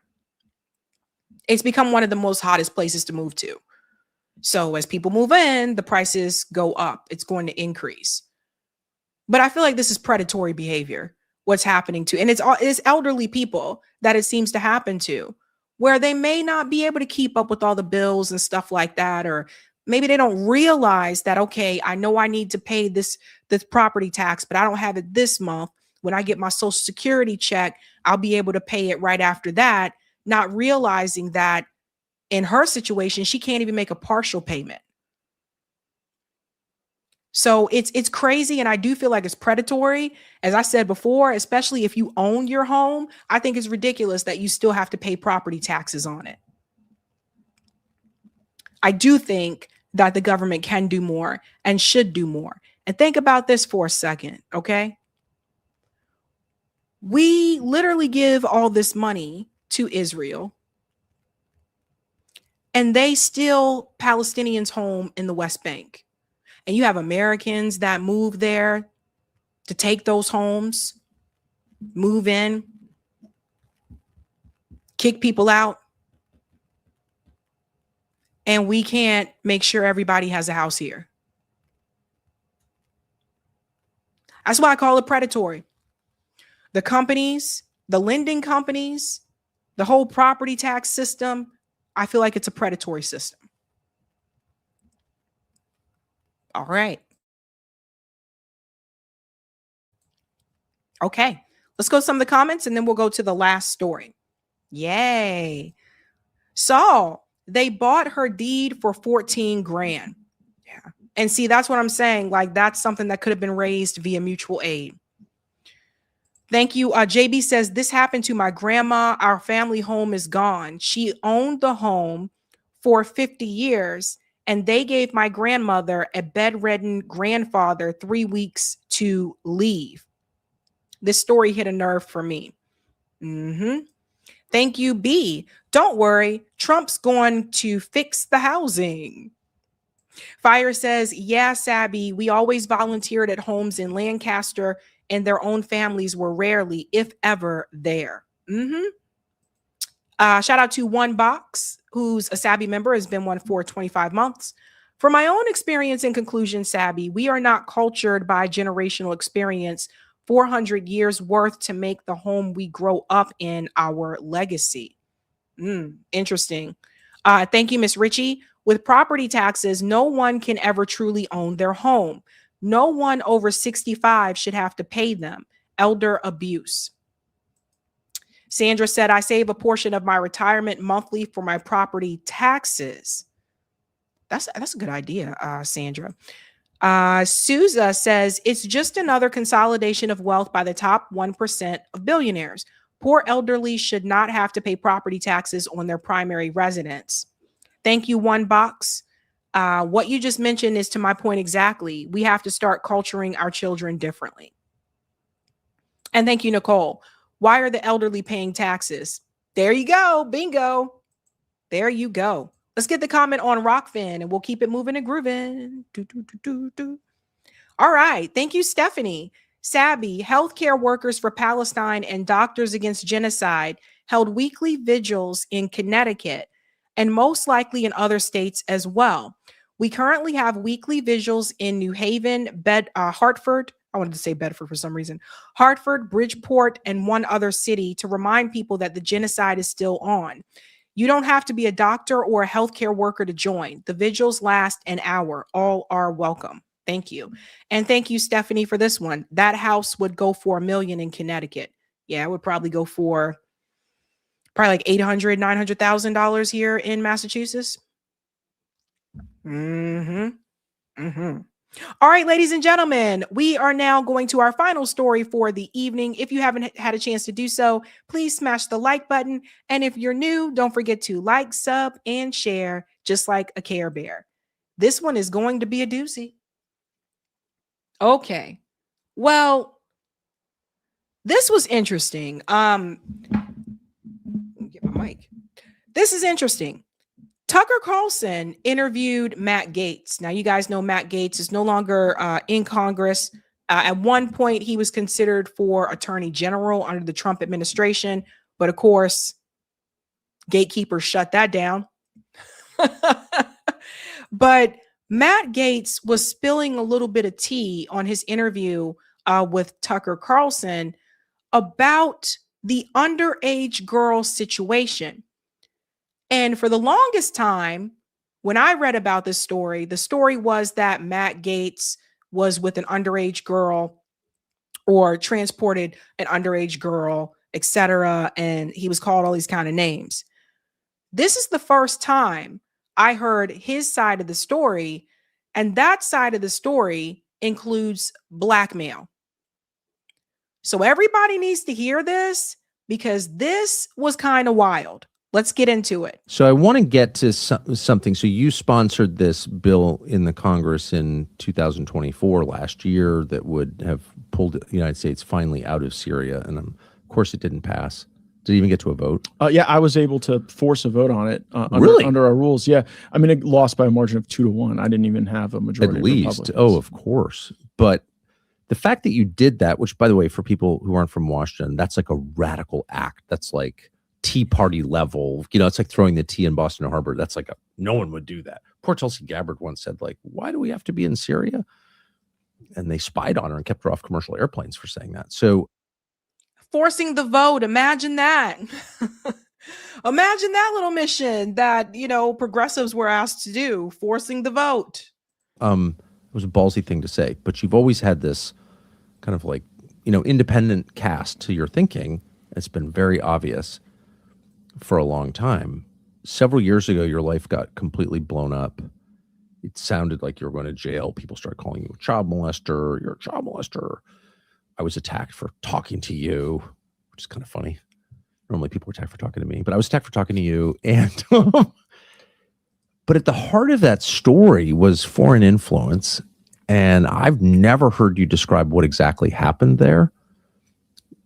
So in one sentence, news broke in the New York Times that the House Ethics Committee No, this was I got news that the Department of Justice. Oh, sorry, it was DOJ. It was a criminal Department of Justice investigation. was investigating me, and obviously I knew that the allegations were false. That someone was You'd be in just jail right now if they were true. obviously, and the You fact, and Andrew Tate would both by the be way- in jail. So stop with the bullshit. And by the way, like no one has ever even made an accusation against me in any forum in which I can depose witnesses, do cross-examination, Right. review records. So like that's how you know the allegations against me are false. No one is ever willing to make them in any forum where I'm allowed to fight back, where I have any of the tools that Well, you you would haven't get been in- charged and in brought due to court. So like charged, sued, anything. And so you've never been sued on the basis of this. no, of course not. And if anyone were to sue me, a human being would have to stand up and make an accusation against me and have their name behind it. That's never happened. Who is the person who has publicly accused me of misconduct regarding women?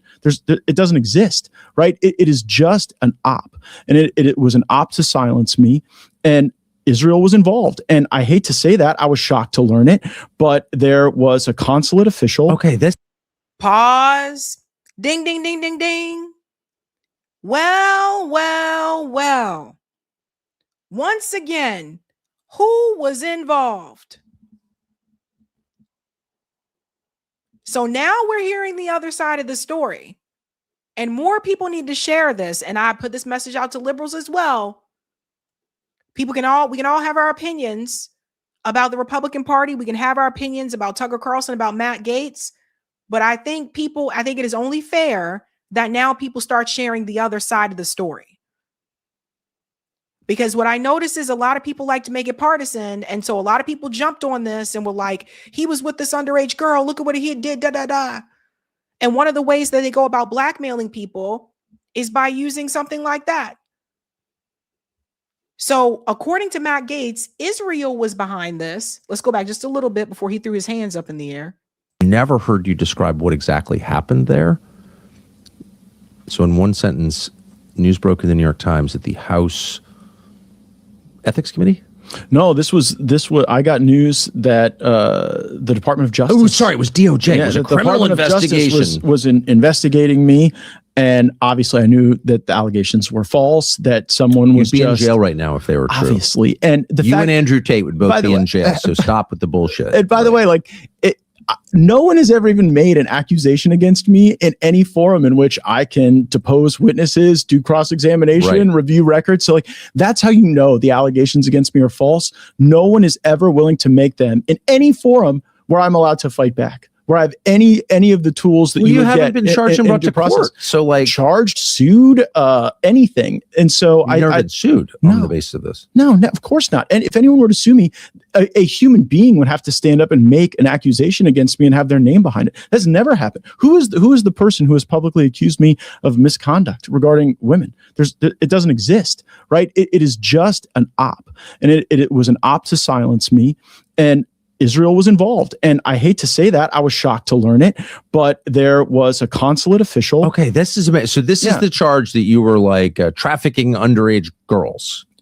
Absurd. And I don't even know what the charge was, but that was the headline. Matt Gaetz traffics underage women. It's like, oh my gosh, can't talk to Matt Gaetz anymore. Well, for us, the shocking moment was when my father, who's a prominent person in our community, got outreach from someone he had never met that said that there were pictures and images of me with underage prostitutes, and my dad needed to meet with these people right away. And so my dad, somewhat surprised and concerned, goes and talks to these people and says, "What in the world are you talking about?" And they said, "Well, Mr. Gaetz, we need $25 million from you to go and rescue a spy that is being held in Iran. And if you do that, we can make these things about your son go away." Which was crazy and wild. We did what any reasonable people would do. We went to the FBI and said that we were being extorted by these folks with their false claims. And we later learned that this consulate official working for the Israeli government was sending text messages to Scott Adams, of all people, the Dilbert cartoonist, saying they were expecting my father to furnish this $25 million payment, and that would be evidence of my consciousness of guilt. For the American Why would they think that Matt Gaetz' dad would have $25 million? That's a lot of money. Bebel said his dad is loaded. That's a lot of money, not 25,000, $25 million. And why isn't this everywhere? Because Matt Gaetz is not in Congress anymore. He hosts a show on OAN. He brings on different voices. He brought on Abdel Halem, who's been on this show before, to give the Palestinian perspective and stuff like that. So he's criticized Israel on OAN many times, more so recently. But this should have been everywhere. More people need to hear about how Israel will blackmail people. Let's go back just a little bit because I talked over. Sorry. Which was crazy and wild. We did what any reasonable people would do. We went to the FBI and said that we were being extorted by these folks with their false claims. And we later learned that this consulate official working for the Israeli government was sending text messages to Scott Adams, of all people, the Dilbert cartoonist, saying they were expecting my father to furnish this $25 million payment, and that would be evidence of my consciousness of guilt. For the American FBI agent grabbed on an Iranian island, maybe 18 or 19 years ago. And I don't know anything about this person. I don't know if the person's dead or alive, but it was troubling and concerning to me that someone who was getting paid by the Israeli government was involved in a criminal shakedown of a U.S. congressman. And And that's why people need to register with FARA. This is why I support that. Like, this is something I agreed with MTG on, that people working for Israel, getting paid by Israel, they need to register with FARA. That includes all those influencers, by the way, that are getting paid $7,000 per post. They need to register with FARA. This is why that is so important. It's just utter, and it's not just Matt Gaetz. You see everything with the Epstein files. Like, Israel's been blackmailing a lot of people for a long time. Long time. They had spies right here in the United States. Someone went to jail for this. The person who conveyed this message to my father pled guilty to the attempted fraud. And surprisingly, there was never really an effort to figure out what the government of Israel's involvement was in this matter. But you know that the government. So thank you, Eric, his father, Don Gaetz, has a fortune, according to Forbes, of $35 million. And they wanted him to pay $25 million. Government of Israel was involved because this was an Israeli government official who was involved in this? Yes, a person who, his name's Jake Novak. I think he currently works for Real America's Voice, and he sent text messages. What? Yeah, that's the name of the official, and he sent messages to Scott Adams saying that he was involved in this scheme that was later deemed a criminal scheme to shake down my family. So what based on happened these to false him? allegations? He got a television show. See? Come on now. I didn't know any of this. I'm not playing dumb. I really. This is the other type of gangster that I was talking about, the gangster's paradise, right? So what we see more and more, especially in this country, is people who misbehave, people who break the law, but they are with the right people, or they're powerful, or they're in powerful circles. They're not held accountable for what they do. They're not punished. They're rewarded. So they gave Jake Novak a television show after doing all this. Similar thing with Epstein. He kept getting more and more money. After being called out by multiple women, after being reported by multiple women, even going back in the 90s, he kept getting more and more money. Didn't know that. Have you ever talked to him about it? I have attempted to figure out, because obviously I still have a lot of unanswered questions about why he was working for a foreign government and trying to shake down my family. Well, what's the answer, do you think? Well, some have shared with me their concern that this was a consequence of some of the votes and positions I took in the Congress.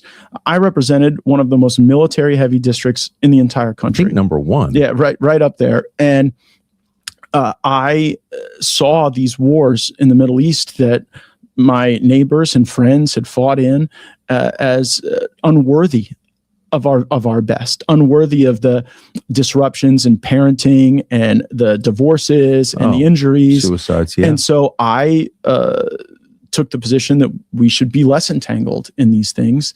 And I think that really shocked a number of people who thought I would be more of a neocon coming from the district I came from. And I think that, that with like the Israel influence operation, it's always fire and ice. It's always outreach followed by consequence, and then outreach and then consequence. Even to this day, there was someone who just appeared and offered to pay me a bunch of money to go to Israel and give a bunch of speeches. And, you decline those offers when you don't feel they're appropriate. And then lo and behold, it's like Greenblatt on the other side of the operation calling you an anti-Semite. Speaking of that, we'll come back to this in just a second. Tucker Carlson obviously is not a politician, but look what just happened. Speaking of what Matt Gaetz said, Stop Anti-Semitism just named Tucker Carlson as Anti-Semite of the Year. Like, people cannot take this organization seriously. Look at this.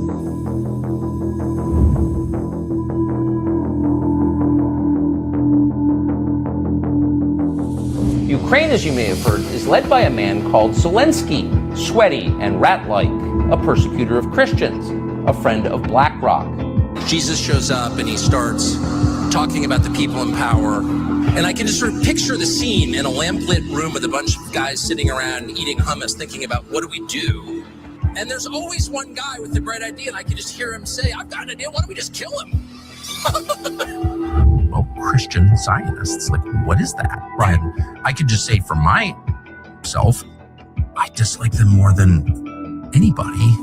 The main challenge to that, the big challenge to that, is organized Jewry in America. For over 2 years. Pause here for a second.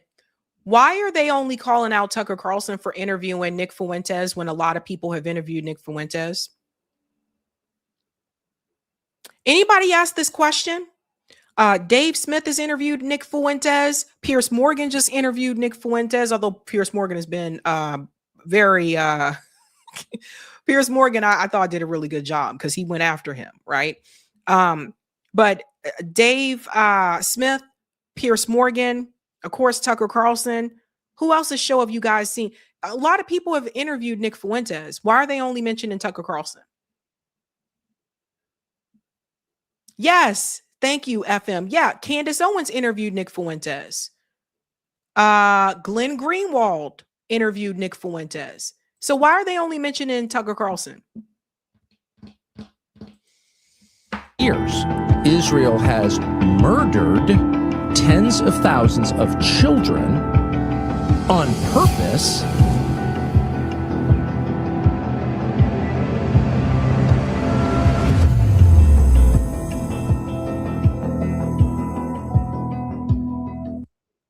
This shit is wild. It's wild. Like I said, if you criticize Israel, now they're like, oh, you criticize Israel, so you can't. So let's get back to this story here about the blackmail. What's happened to you? Yeah.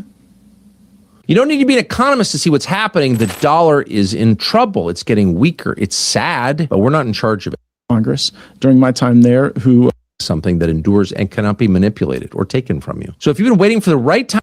I'm going to pause here for a second. It's always weird to me when people come through with ads, like in the middle of a conversation. Okay. It's such a, maybe you've just been around. You're younger than I am, but been around a lot. You have such a blasé attitude. Like, yeah, that happens. People try to pay you off, then they threaten you. Pay you off, then they threaten you.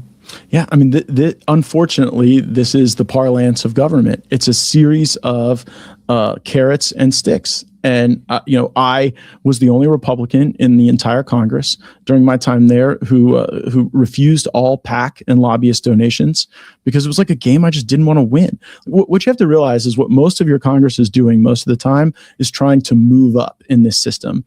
And sometimes moving up means a better committee. Sometimes it's like getting invited to better dinner parties. You lived in Washington for many years. Yeah. You know that there's this like hidden dinner party circuit that is reflective of your influence and your acceptance.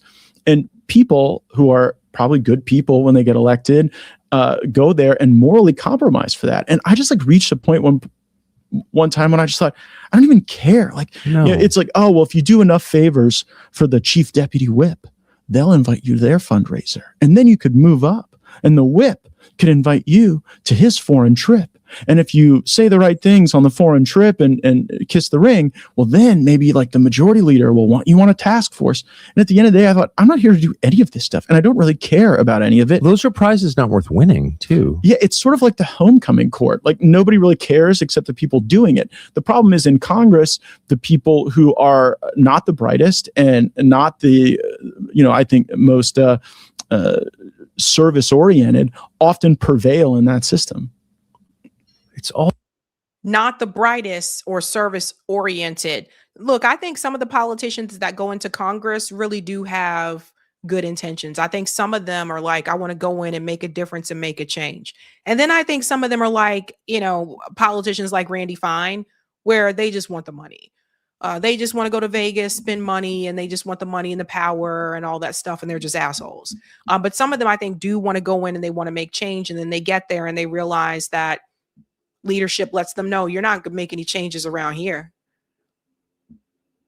Anybody notice it seems like the politicians that didn't take PAC money are the ones that it repeatedly targeted?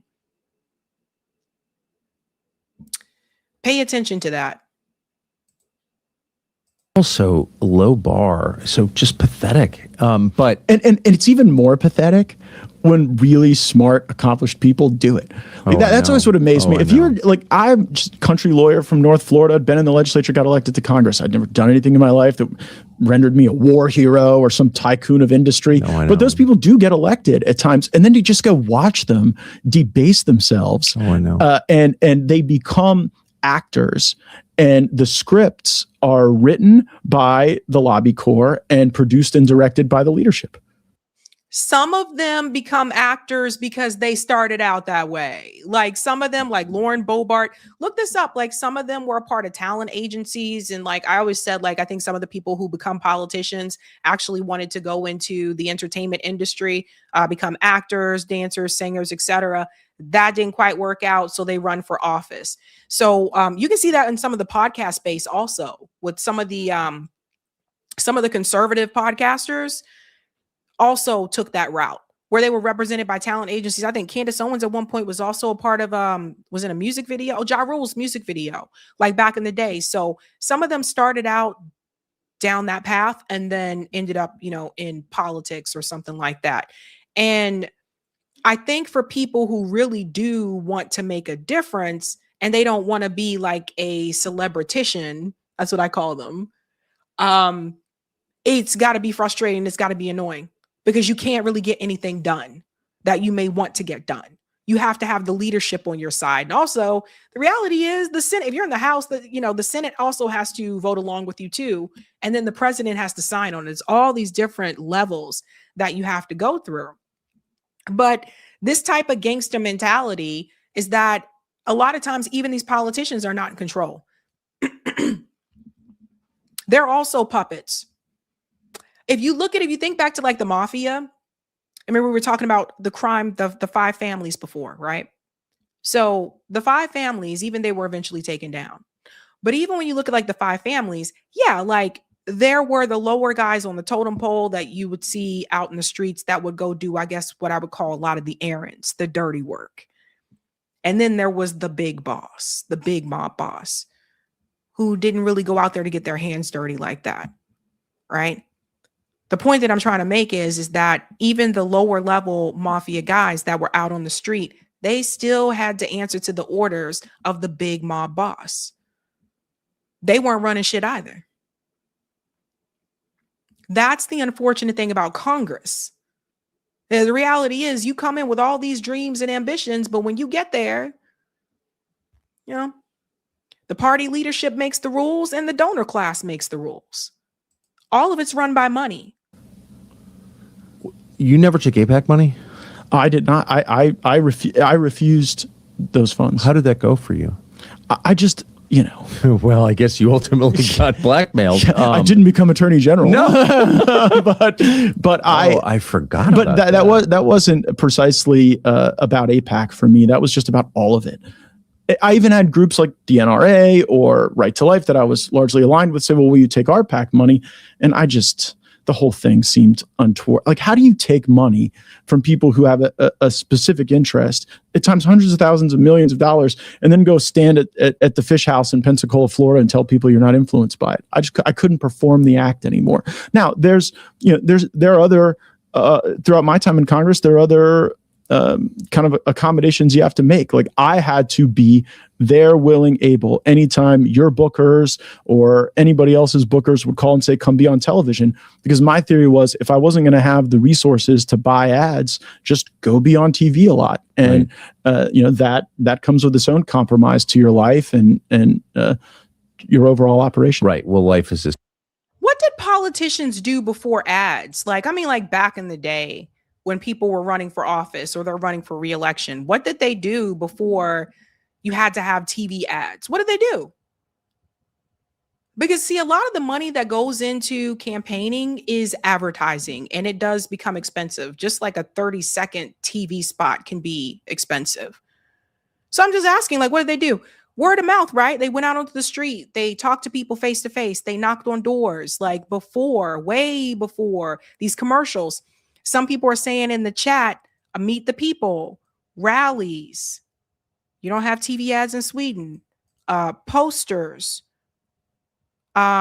newspapers, speeches, right? So it was done the old school way. And I think maybe we should get back to that, to be honest with you. It's become one big money-making scheme. It's like you have to pay all this money for this ad for 30 seconds that someone may or may not see because maybe they got up to go to the bathroom really quick when the commercials came on. I don't know. It's things like that. So that's going back to the grassroots. And I want you to hear what he said about the Attorney General piece, because I thought that part was important too, because people were asking, why didn't he get that? Why did he walk away from the Attorney General part?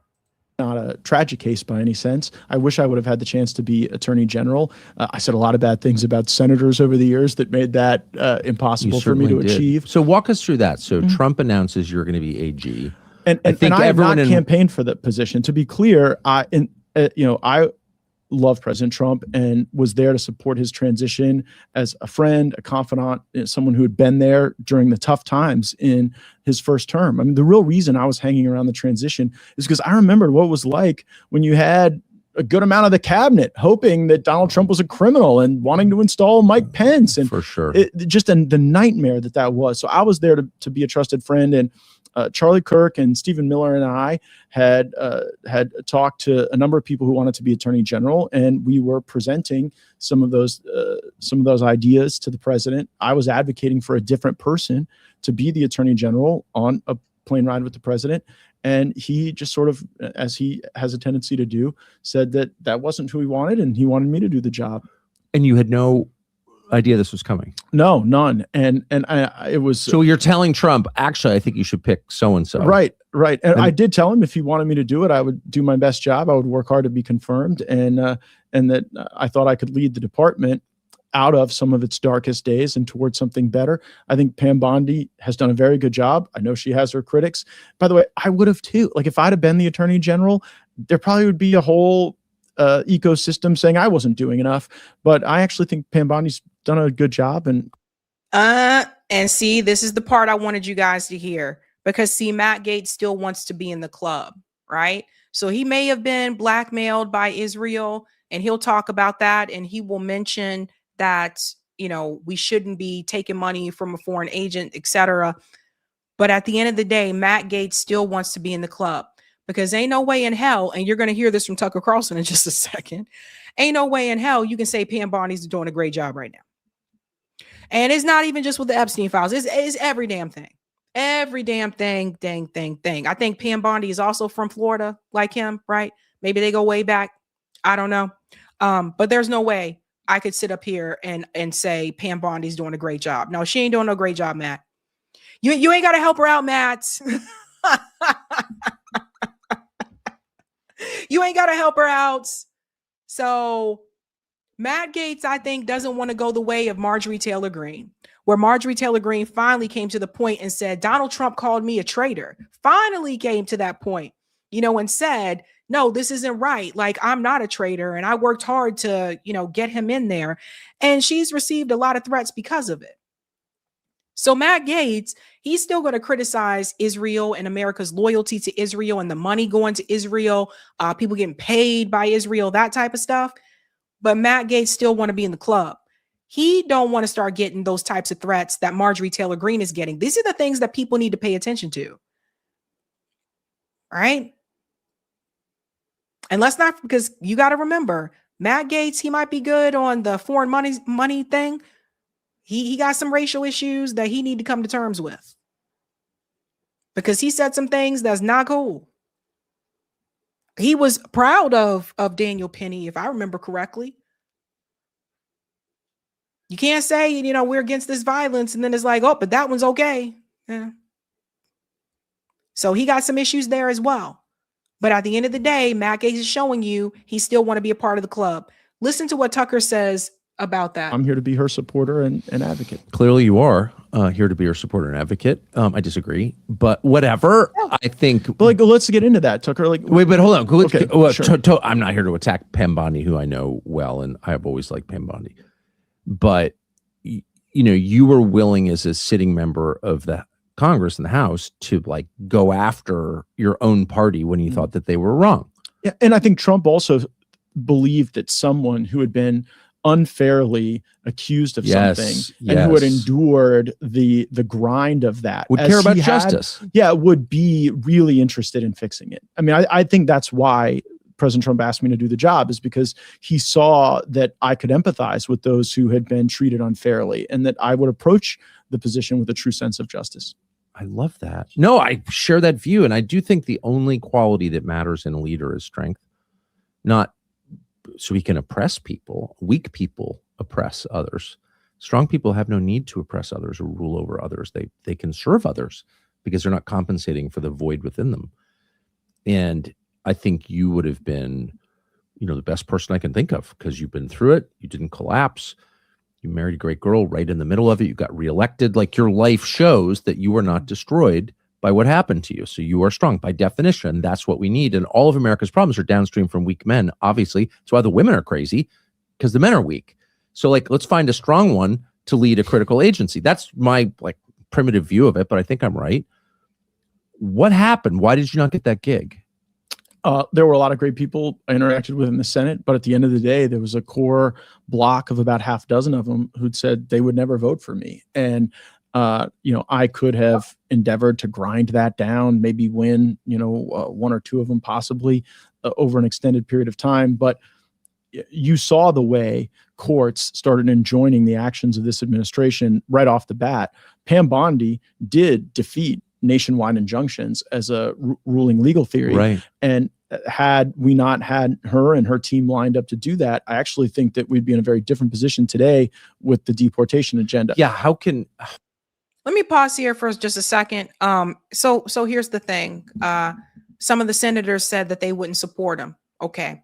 But that didn't stop RFK from proceeding with his appointment and sitting in front of the Senate.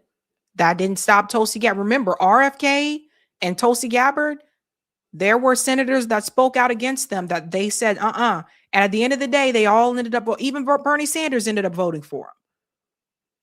So that tells me there's something else there. I don't think it's just a handful of senators that said, we're not going to support you. I think there's something else there that he may not want to get into. But the blackmail piece of this conversation, I thought was particularly interesting. And I think the thing with Matt Gaetz, I don't think he wants to rock the boat too much. All right. So he'll tell you what happened to him, but he don't want to go after certain people. He still wants to tell you how much he loves Trump. He still wants to tell you how much he loves Pam Bondi, and she's doing a great job. And that's just not the case. That's really not the case. And I think a lot of people can see that.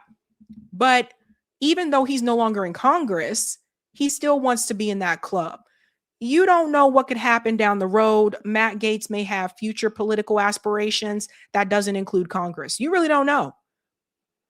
And in order for him to do that and succeed with that, that means that he's going to have to sit up here and still play their game in order to do what he wants to do down the road. We really don't know. And that's why a lot of times you don't see people really come after them the way that others do. And once they do, they try to find ways to push them out. You see what happened with Marjorie Taylor Greene once she took the gloves off against Donald Trump. Then she's like, all right, that's it. I'm going to resign. We really do live in a gangster paradise. We really do. And that gangster paradise is an elite cabal of rich, wealthy, powerful people. Ladies and gents, that is my last live stream for 2025. I will be back in the new year. That will be next Thursday. It'll be January 1st, New Year's Day. I'll be back then. In the meantime, we'll have videos that are uploaded while I'm on a holiday break. But thank you so much for being on this journey with me through 2025. We've done a lot this year. We did 5 mutual aid events. We published a documentary. We reached over 300,000 subscribers. Like we've been killing it. And that's all because of you guys. And I just want to say thank you for enjoying this wild, crazy ass 2025 news cycle with me. I hope 2026, maybe 2026 can be a little bit more calm. But I hope you guys have a great time with your family. Enjoy the holidays, you know, sip a little bubbly, smoke a little smoky smoke, whatever it is that you do. Have some time, take a breather, and I'll see you guys 2026. Eric's going to come in and close out the show. Yeah, but don't go yet. That I just mean like to the audience, don't go quite yet. We got a little bit more here, but we're going to let Sabby go. But before you go, I do want you to get this from Roger. Hold up. Candy was in Murder Inc. video. Was she and Corinne Steffens, aka Superhead, friends, asking for a friend? I don't know about all that. It's just one video that I saw, the Ja Rule one. It's on X. If you look on X, you can see it. Yeah. I figured you'd know about that one more than I would. And we'll send you off with this one. Oh, thank you, James. You are extraordinary, enlightened soul. Thank you. Oh, thank you so much. Well, guys, 2025 was live. I'm telling you, 2026 is going to be worse. I maybe hopefully things get a little bit calmer in 2026. Maybe it'll get better. Right. Maybe we'll get this movement we're talking about going in some fashion, but we're gonna let you go. And we'll resume call in and the mutual aid workshops in January when I come back. Bye. All right. But meanwhile, here I got some super chats to read, and there's another thing that I want to talk about for a second here. You may have saw it in the chat as we've been going along, or maybe on old Twitter X or on the Substack. There was the 11 Demands quiz, and let's kick over to that so I can just tell you what that was about. You take the 11 Demands quiz. So this was kind of a mix of a quiz and a poll. But I figured I'd mess around with this on Substack. There's Substack has a poll feature where you can put polls up. So I thought, well, let's do it kind of like a quiz, but it's kind of like a poll. One thing with Substack is you did have to be a subscriber to vote in it. So that I think may have kept the numbers down a bit, but that's how Substack operates. But anyways, yeah, this was to test your knowledge, but don't worry, you won't be graded. But we are going to say there are right and wrong answers. All right, let's go. Question number 1 was, what does MCDS stand for?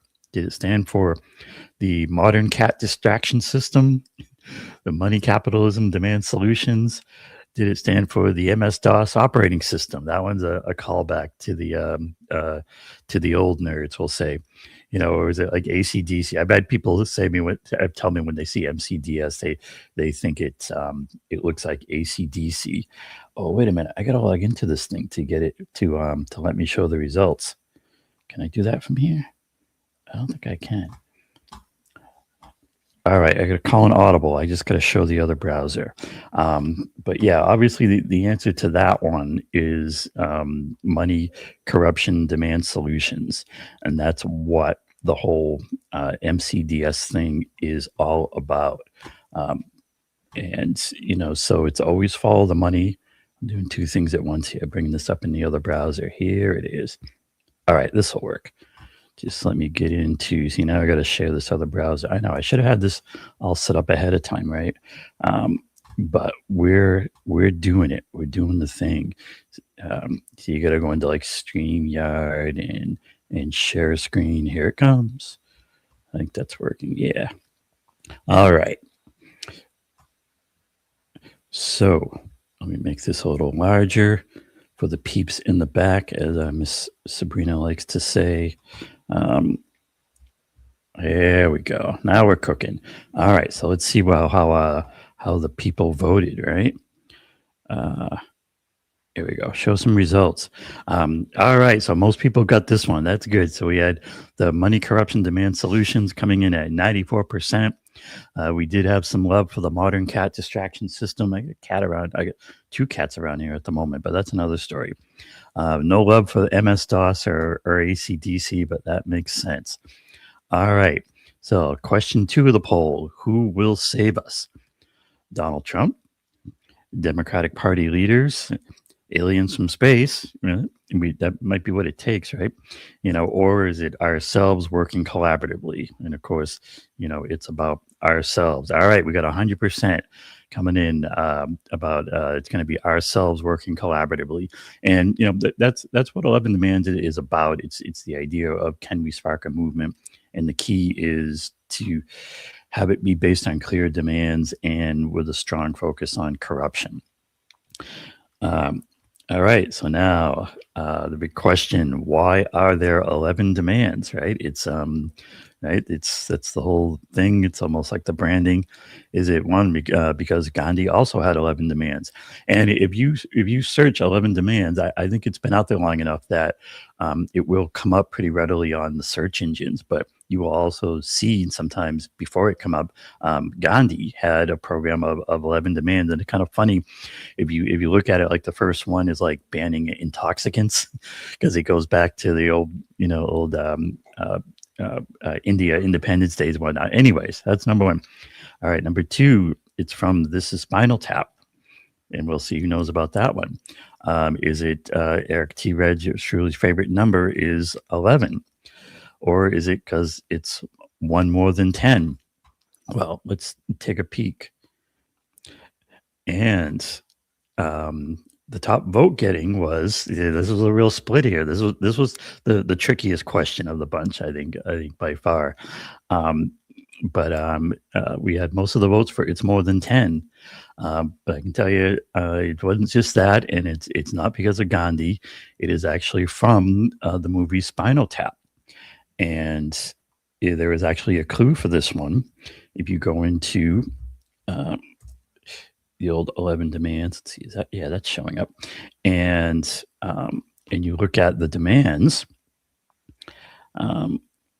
there is, actually, that's not going to play right this way. Let me get back into this guy, and I have to play this on the other screen. But I'm actually going to show you the clip that this comes from. So if you go to 11 demands, there it is, and play and go to read the 11 demands at the top. It says a little aside here. That's right. These demands go to 11. And this is from a scene from the movie This Is Spinal Tap. And the guy, the guitar player played by Christopher Guest, This is Spinal Tap is a famous mockumentary is what they called it, a fake documentary. It was directed, interestingly enough, by Rob Reiner. And Rob Reiner also plays a director in it. So you'll see him briefly in this clip. assuming it plays out here, right? But the guy's bragging about how his amplifier goes up to 11. Let's see if we can get this guy to play. Yeah. And we'll go a little full screen. And this was from some videos that Corey and I did a while back. Let's give this a try. You can see the numbers all go to 11. Why don't you just make 10 and make that a little louder? These go to 11. 11. I mean, it goes to 11, it's just, it's better. And so the idea is that we should have demands and we should turn them up to 11, make them, to the point where the demands are considered extreme by the status quo. So that's the 11 one. Let's see what else we got cooking here. Here we go. Is this showing the right screen? I think it is. Yeah. All right. So the next one, we got like a couple more here. So the question was, the best way to fix our government is to elect more Democrats, elect more Republicans, elect more independent candidates, or should we spark a demands-based movement? Right. This should be an easy one. And we had okay. Actually, that was a little tricky with the independent candidates. So there is certainly something to be said for independent candidates. And myself personally and Sabrina and the show, we certainly are generally in favor of independent candidates, especially if they have good policies. You can use the 11 demands to as a scorecard against them, and so we're all for it. But we need more than that. That's kind of why I don't consider it the best way, right? The correct answer for this one. It's a part of it. It's a tool, but we really need that whole demands-based movement and to have that be at the forefront and the driver. That's really the only way I think this whole kind of big change really happens. And so that's why I would say we need the big follow-up demands-based movement. All right, two more. This poll. Okay, this question: fixing big money in politics is number one. Not needed. I like corruption. We'll see how many vote for that. Or is it something that'd be nice to have? Or is fixing big money in politics and government something that is mandatory and non-negotiable? And I think you can guess the good answer for that one, 100%. All right, good work, crew. Now, and the last question. The 11 demand strategy includes, let's construct a clear list of demands, embrace mutual aid and direct action as part of it. Also, educate everyone about MCDS, money corruption demand solutions. Always call out the corruption. Or is the answer on this one all of the above? And yes, it is all of the above. Getting the vast majority of the votes, although I can't blame anyone for hitting one of the others because they're all the right answer. And this is about the 11 demand strategy, which you can see. And I got to describe it as like a cheat sheet, but you could see the 11 demand strategy out on the site. And it's these things: 11 demand strategies, construct a list of demands, embrace mutual aid, direct action as tools, make it your mission to educate everyone about MCDS. Is the idea of asking every candidate or representative, do you support the demands? What are you going to do about it? You're going to give us crumbs, or you're going to give us something real? And if they're not on board, basically, especially for the higher up ones, call them out as what they are: corrupt. Zero support for Democrats and Republicans until they start enacting the demands. That means no votes, no money, no praise. It's time to stop fooling around with these things. If any candidate or representative is going to really represent the 99%, not the billionaires, they can't be a member of these corrupt parties. Provide all possible support and aid to third-party and independent candidates who embrace the demands. Any serious candidate should already be calling out these current representatives as corrupt. Then in terms of the idea, like in terms of the idea of how do we get there, right? It's is the idea of getting this thing moving. And if you get enough people involved and literally in the streets, then you get into this kind of thing. When roadblocks are encountered, you intensify the direct actions, protests, general strikes, sit-ins, boycotts. That's what a real movement looks like. And lastly, be relentless about pointing out the real source of our problems. The billionaires and the mega corporations. It is the top 0.1% versus the rest of us. That is the fight. So, well, that sounds good to you. You can check it out at 11demands.org.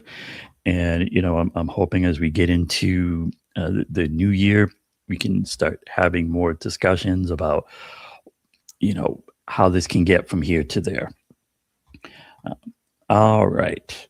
Thanks for everyone for voting and checking it out. We've got a few super chats built up here.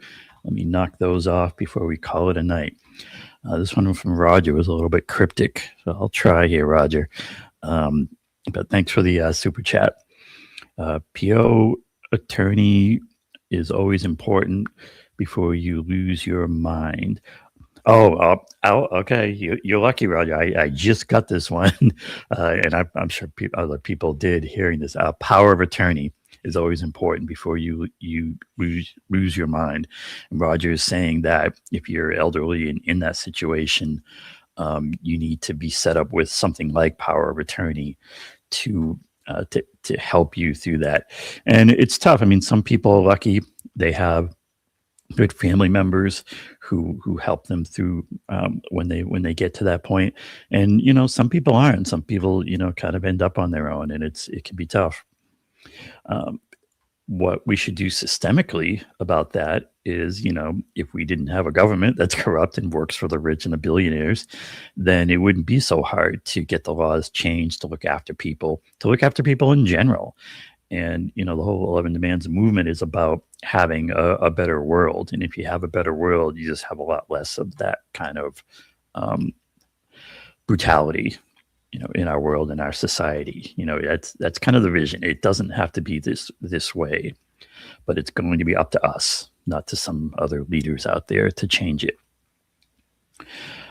Thanks for the super chat, Mrs. Richie Blackmore, who says, Matt Gaetz actually went on Tucker's Fox show on March 30th, 2021, and tried to tell Tucker about this.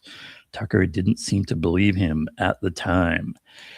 Yeah, I mean, 2021 was like in politics time was ages ago. What a different world. And Tucker on CNN, yeah, it's hard to even think about how things were back then. But yeah, I take your point. You know, Gaetz is a funny one. You know, it's like a lot of these ones in there. They say some good stuff, but there's a lot of bad stuff in there too. That's why it's important to have that clear set of demands, because if you have that clear set of demands, you can keep them honest. You say, hey, you know, what about our demands? And thanks for the super chat, Constance, who says, yeah, interestingly, Randy Fine took Matt Gaetz's district with huge AIPAC money. That's how the game goes. Oh, here we go. Here we go from Roger. MS-DOS, if you forgot the command type in show. Roger remembers. He goes back. Yeah. So MS-DOS like goes back to, you know, the older, the PCs before Windows even, you know, it's what we had back in the day. And Roger says ourselves working cooperatively. Yeah. And, you know, Roger's talking about worker co-ops and that as an important tool. And I certainly agree that, you know, worker co-ops are a super important tool, super important part of it all. But it is important to not get too focused on particular tools and to have that clear vision of the overall goals. Now, and then Roger hit us with one more here late, but we'll catch it here in the Rockfin. Sometimes, Roger, you're too late, but you were just in time here, I think. Let me see if I can bring this one up. Yeah, here we go. Oh, yeah, got to show it. Got to do a little bit of this, a little bit of that. Here it comes. All right. And thanks for this super chat, this tipped comment in the old Rockfin, Mr. Roger Meadows. Gotta scroll this a little. Who says, Professor Lawrence Tribe, who taught at Harvard from 1968 to 2010, is bringing a case to the Supreme Court that would use Citizens United against itself. I forgot the specific, but it's your specialty of end the corruption. I suggest you contact him to bring him on the Sabrina show and to speak about his tactic. Yes, thanks for that, Roger. Yep, I appreciate that, and it'd be a great thing to get out there and get some steam and to be a part of the whole process and the change, because we got to fix the big money. What I would say, the real thing to push for is that move to amend style amendment. And if you look at 11demands.org at the top, there's the part, fix big money in politics and government. And like the key, one of the key items there is to have that constitutional amendment that says money is not speech, corporations are not people. And personally, I think the best play is to push for very much that, that kind of just straight up simple language constitutional amendment that just says those things. It's actually already been passed, and in some fashion, support for it, I believe, in a lot of the states, and something like that could be rallied around. And it's got to be clear, it's got to be concise. Those are the things we can build on. Anyways, that's enough of me nattering around. I think I've caught our super chats. But please do check out the 11 Demands when you're checking out things. There's a 11 Demands collective in there if you want to get more involved and kind of throw your name in there. And the collective is really about a state of mind. It's about having MCDS and 11 Demands on the brain and spreading the word is what. And 2026 is around the corner. We'll see what it brings and what we can do for there. So like Sabrina said, in the meantime, we're going to take a little break. There will be clips, some of them even new clips, I think, along the way. But the next show will be on that New Year's Day. We'll see if 2026 looks a lot different than 2025. Let's try to make it look different. But super thanks to all. And we will see you next time. And until then, what we say around here is have a good night and keep up that fight. Thanks all. We'll see you next time. Oh, peace. I should go out with that.